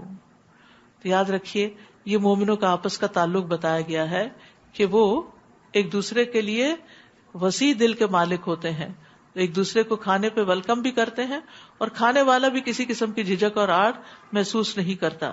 اور اس میں خاص طور پہ رشتہ داروں کے علاوہ دوستی کا بھی ذکر کیا گیا، کیونکہ دوستی بھی ایک رشتہ ہوتی ہے اور بعض اوقات خون کے رشتوں سے بھی زیادہ رشتہ بڑھ جاتا ہے. یہ ابن عباس کہتے ہیں کہ دوست رشتہ داروں سے زیادہ تاکید والا ہے، کیونکہ انسان ان کے ساتھ بعض اوقات زیادہ وقت گزارتا ہے. اور یہاں خاص طور پر اس ملک میں آپ دیکھیں کہ جہاں اپنے کوئی بھی قریبی رشتہ دار نہیں ہوتے تو دوست ہی رشتہ داروں کی جگہ لے لیتے ہیں. مومن تو وہ ہیں جو اللہ اور اس کے رسول پر ایمان لاتے ہیں، اور جب وہ کسی اجتماعی کام میں رسول کے ساتھ ہوتے ہیں تو اس سے اجازت لیے بغیر نہیں جاتے. یہ ایک اصول دے دیا گیا کہ جو ٹیم ورک ہوتا ہے، جو مل کے کام کیا جاتا ہے، اس میں اپنی مرضی نہیں چلائی جاتی، مشورے سے کام ہوتا ہے، اور اس میں اپنی جگہ یا اپنا کام بھی بغیر اجازت کے نہیں چھوڑا جا سکتا. اے رسول، جو لوگ آپ سے اجازت مانگتے ہیں وہی اللہ اور اس کے رسول پر ایمان لانے والے ہیں. تو جب وہ اپنے کسی کام کے لیے آپ سے اجازت مانگے تو ان میں سے جسے آپ چاہیں اجازت دیں، جسے چاہیں نہ دیں. یعنی یہ بھی امیر کی اتھارٹی میں ہے کہ اگر وہ سمجھتا ہے کہ چھٹی نہیں دینی چاہیے تو وہ نہ دے. یہ نہیں کہ وہ کسی ضد کی وجہ سے کہے، اگر واقعی حقیقی ضرورت ہے تو کسی کو برا نہیں ماننا چاہیے. اور ان کے لیے اللہ سے بخشش کی دعا کیجیے، اللہ یقیناً بخشنے والا اور رحم کرنے والا ہے. مسلمانوں، رسول کے بلانے کو ایسا نہ سمجھ لو جیسے تم آپس میں ایک دوسرے کو بلاتے ہو، یعنی ادب سے پکارو، نام لے کر نہیں. اللہ تعالیٰ ان لوگوں کو جانتا ہے جو تم میں سے چپکے سے کھسک جاتے ہیں، یعنی کام کے بیچ میں یا مجلس سے چپکے سے. منافقین ایسے کرتے تھے کہ ذرا آپ کا دھیان ادھر ادھر ہوا، پہلے آ کے حاضری لگوا لی اور پھر غائب ہو گئے. اگر رسول صلی اللہ علیہ وسلم کو پتہ نہیں چلا تو اللہ کو معلوم ہے. لہٰذا جو لوگ رسول کے حکم کی مخالفت کرتے ہیں انہیں اس بات سے ڈرنا چاہیے کہ وہ کسی مصیبت میں گرفتار نہ ہو جائیں. استغفر اللہ، یہ ہم سب کے لیے ڈرنے کی بات ہے. سنتوں کی مخالفت، حدیث کی مخالفت انسان کو بہت بڑے فتنے میں ڈال دیتی ہے، یا انہیں کوئی دردناک عذاب نہ پہنچ جائے. تو یہاں پر نبی صلی اللہ علیہ وسلم کے احترام کی بات ہے، اور اسی احترام کا حصہ ہے کہ آپ کے دیے ہوئے علم کا بھی احترام کریں اور سنتوں کی پیروی کریں. اور پھر اس کے بعد جو لوگ ان دینی علوم کی تعلیم دے رہے ہوں، علم دے رہے ہوں، ان کا بھی ادب اور لحاظ رکھیں. یاد رکھو جو کچھ آسمانوں اور زمین میں ہے سب اللہ ہی کا ہے. تم جس روش پر بھی ہو اللہ اسے خوب جانتا ہے، اور جس دن لوگ اس کی طرف لوٹائے جائیں گے تو وہ انہیں بتلا دے گا کہ وہ کیا کرتے رہے، اور اللہ ہر چیز کو خوب جانتا ہے. سورۃ الفرقان. بسم اللہ الرحمن الرحیم. تبارک الذی نزل الفرقان علی عبدہ لیکون للعالمین نذیرا. بابرکت ہے وہ ذات جس نے اپنے بندے پر فرقان نازل کیا، یعنی یہ قرآن، تاکہ وہ کل اہل عالم کے لیے برے انجام سے ڈرانے والا بن جائے. یہ قرآن سارے جہان والوں کے لیے ہے تاکہ وہ برے انجام سے بچیں. وہی ذات جو آسمانوں اور زمین کی بادشاہی کا مالک ہے، جس نے نہ کسی کو بیٹا بنایا اور نہ ہی اس کی حکومت میں کوئی شریک ہے. اس نے ہر چیز کو پیدا کیا تو اس کا ٹھیک ٹھیک اندازہ کیا، یعنی اس کی تقدیر مقرر کی. یاد رکھیے تقدیر بہت پہلے لکھی جا چکی ہے. رسول اللہ صلی اللہ علیہ وسلم نے فرمایا اللہ نے آسمان و زمین کی تخلیق سے 50,000 سال پہلے مخلوقات کی تقدیریں لکھ دی، اور فرمایا اللہ کا عرش پانی پر ہے. رسول اللہ صلی اللہ علیہ وسلم نے یہ بھی فرمایا اللہ تعالیٰ ہر بندے کی تخلیق میں 5 چیزیں لکھ چکا ہے: اس کی عمر، اس کا رزق، اس کا عمل، وہ شقی ہوگا یا سعید، اور کوئی چیز تقدیر پہ سبقت نہیں لے جا سکتی، اور اس میں کچھ اضافہ اور کمی نہیں ہوتی. اب سوال یہ پیدا ہوتا ہے کہ پھر انسان کے پاس چوائس ہی کیا رہ گئی؟ تو وہ بھی تقدیر کا ایک حصہ ہے کہ اللہ نے چوائس بھی دی ہے، تقدیر بھی لکھی. اور تقدیر کیا ہے؟ اللہ کا سابق علم، پہلے سے ہی پتا ہے کس بندے کو میں کیا دوں گا اور وہ اس سے کیا کرے گا. تو اس لیے اس میں کوئی کنفیوژن نہیں ہونی چاہیے. اور تقدیر کے معاملے میں بہت بحث کرنے سے بھی بچنا چاہیے، کیونکہ وہ انسان کو مس لیڈ کر سکتی ہے اور گمراہ کر سکتی ہے. تو ہمیں جب بھی تقدیر کے مسئلے میں کوئی شک پیدا ہونے لگے یا کوئی پریشانی آنے لگے تو رب اعوذ بک من ھمزات الشیاطین واعوذ بک رب ان یحضرون پڑھ لینا چاہیے. واتخذوا من دونه آلہہ، اور انہوں نے اللہ کے سوا کچھ اور الہ بنا لیے. لا یخلقون شیئا، وہ کوئی چیز پیدا نہیں کرتے. وہم یخلقون، اور وہ پیدا کیے جاتے ہیں. انہیں خود اپنے نفع نقصان کا کچھ بھی اختیار نہیں، اور نہ ہی انہیں کسی کو مارنے، زندہ کرنے اور مردہ کو اٹھا سکنے کا کچھ اختیار ہے. کافر لوگ تو یہ کہتے ہیں کہ یہ قرآن محض جھوٹ ہے، افترا، گھڑی ہوئی چیز ہے، نعوذ باللہ، جسے اس نے خود بنا ڈالا کہ محمد صلی اللہ علیہ وسلم نے لکھ لیا ہے، اور کچھ دوسرے لوگوں نے اس کام میں اس کی مدد کی ہے. کتنا بڑا جھوٹ اور ظلم ہے جس پر یہ لوگ اتر آئے ہیں. وَقَالُوا أَسَاطِيرُ الْأَوَّلِينَ اكْتَتَبَهَا فَهِيَ تُمْلَى عَلَيْهِ بُكْرَةً وَأَصِيلًا. نیز وہ کہتے ہیں کہ یہ تو پہلے لوگوں کی داستانیں ہیں جنہیں اس نے نقل کرا لیا ہے، سو وہی داستانیں صبح و شام اس کے پاس پڑھ کر سنائی جاتی ہیں. آپ ان سے کہیے قرآن کو اس ذات نے نازل کیا ہے جو آسمانوں اور زمین کے بھید جانتا ہے، تبھی تو یہ کتاب رہنمائی والی ہے. انسانوں کے پاس وہ علم نہیں کہ جس کی بنا پر وہ سارے انسانوں کی رہنمائی کا کام کر سکے، اور وہ یقیناً بہت بخشنے والا، رحم والا ہے۔ نیز وہ کہتے ہیں یہ کیسا رسول ہے جو کھانا کھاتا ہے اور بازاروں میں چلتا پھرتا ہے، اس پر کوئی فرشتہ کیوں نہ اتارا گیا جو اس کے ساتھ رہتا اور لوگوں کو ڈرایا کرتا۔ تو یاد رکھیے پیغمبر بہت عاجزی والے انسان ہوتے ہیں، اور عاجزی اختیار کرنا پیغمبری کے خلاف نہیں ہے، یعنی کھانا پینا، خرید و فروخت کرنا، شادی بیاہ کرنا، یہ چیزیں کسی کی شان اور مرتبے میں کمی نہیں کرتی۔ اور پھر عام لوگوں کی طرح کھانا پینا، ان کا کیا تھا، جیسے ہم کھاتے ہیں وہی یہ کھاتا ہے، اس سے آگے زیادہ بہترین کیوں نہیں کھاتا، اس کا لباس زیادہ بہترین کیوں نہیں، اس کے ساتھ فرشتے کیوں نہیں جو باڈی گارڈز ہوتے اس کے ساتھ۔ تو یہ نبی صلی اللہ علیہ وسلم کی عاجزی تھی کہ وہ عام لوگوں کی طرح رہتے تھے، اپنے آپ کو بشر کہتے تھے، فرشتہ نہیں بتاتے تھے، اس پر کوئی خزانہ ہی اتار دیا جاتا تو کوئی باغ ہی ہوتا جس سے اطمینان کی روزی کھا سکتا۔ یہ ساری چیزیں جو اسٹیٹس سمبل ہیں یہ کیوں نہیں اس کے پاس؟ اور ظالم کہتے ہیں کہ تم تو ایک جادو شدہ آدمی کے پیچھے لگ گئے ہو۔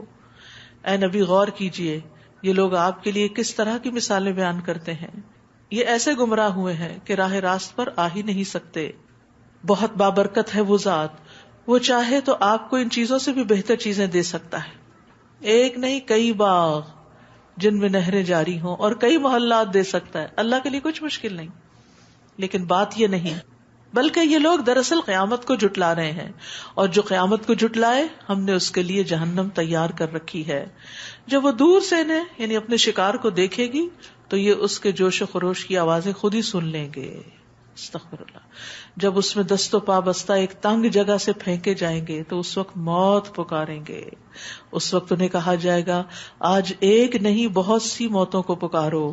آپ ان سے پوچھئے کیا یہ انجام اچھا ہے یا ہمیشہ کی جنت جس کا پرہیزگاروں سے وعدہ کیا گیا ہے، جو ان کے اعمال کا بدلہ ہے۔ کانت لہم جزا، جزا کہتے ہیں عمل کا بدلہ، اور ان کی آخری منزل ہوگی، وہاں انہیں جو کچھ وہ چاہیں گے ملے گا، وہ اس میں ہمیشہ رہیں گے۔ یہ تمہارے رب کے ذمہ ایسا وعدہ ہے کہ جو پورا کیا جائے گا۔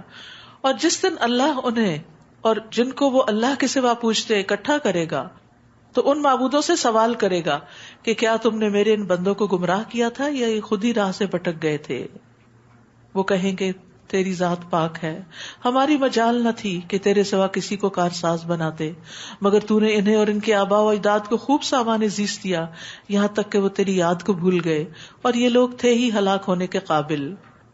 فقد کذبوکم بما تقولون، تو انہوں نے جھٹلایا تمہیں اس پر جو تم کہتے ہو، یعنی جو تم آج کہتے ہو اس دن تمہارے معبود تمہیں جھٹلا دیں گے، پھر نہ تم عذاب کو ٹال سکو گے اور نہ تمہیں کہیں سے مدد مل سکے گی، اور جو بھی تم میں سے ظلم کر رہا ہے اسے ہم سخت عذاب کا مزہ چکھائیں گے۔ اور اے نبی، ہم نے آپ سے پہلے جتنے بھی رسول بھیجے وہ سب کھانا کھاتے اور بازاروں میں چلتے پھرتے تھے، اور ہم نے تم لوگوں کو ایک دوسرے کے لیے آزمائش کا ذریعہ بنا دیا ہے۔ وَجَعَلْنَا بَعْضَكُمْ لِبَعْضٍ فِتْنَةً أَتَصْبِرُونَ وَكَانَ رَبُّكَ بَصِيرًا، تو کیا تم صبر کرو گے، یعنی ان کی تان و تشنیع پر، ان کے ستانے پر، اور آپ کا رب سب کچھ دیکھ رہا ہے۔ تو یاد رکھیے بعض لوگ بعض لوگوں کے لیے آزمائش ہوتے ہیں، تو انسان کو پھر ان کی تکلیف دہ باتیں سننا پڑتی ہیں۔ سن کے کیا کرنا چاہیے؟ صبر سے کام لینا چاہیے، اور صبر میں بڑا اجر ہے۔ وآخر دعوانا ان الحمد للہ رب العالمین، سبحانک اللہم وبحمدک، اشہد ان لا الہ الا انت، استغفرک واتوب الیک۔ السلام علیکم ورحمۃ اللہ وبرکاتہ۔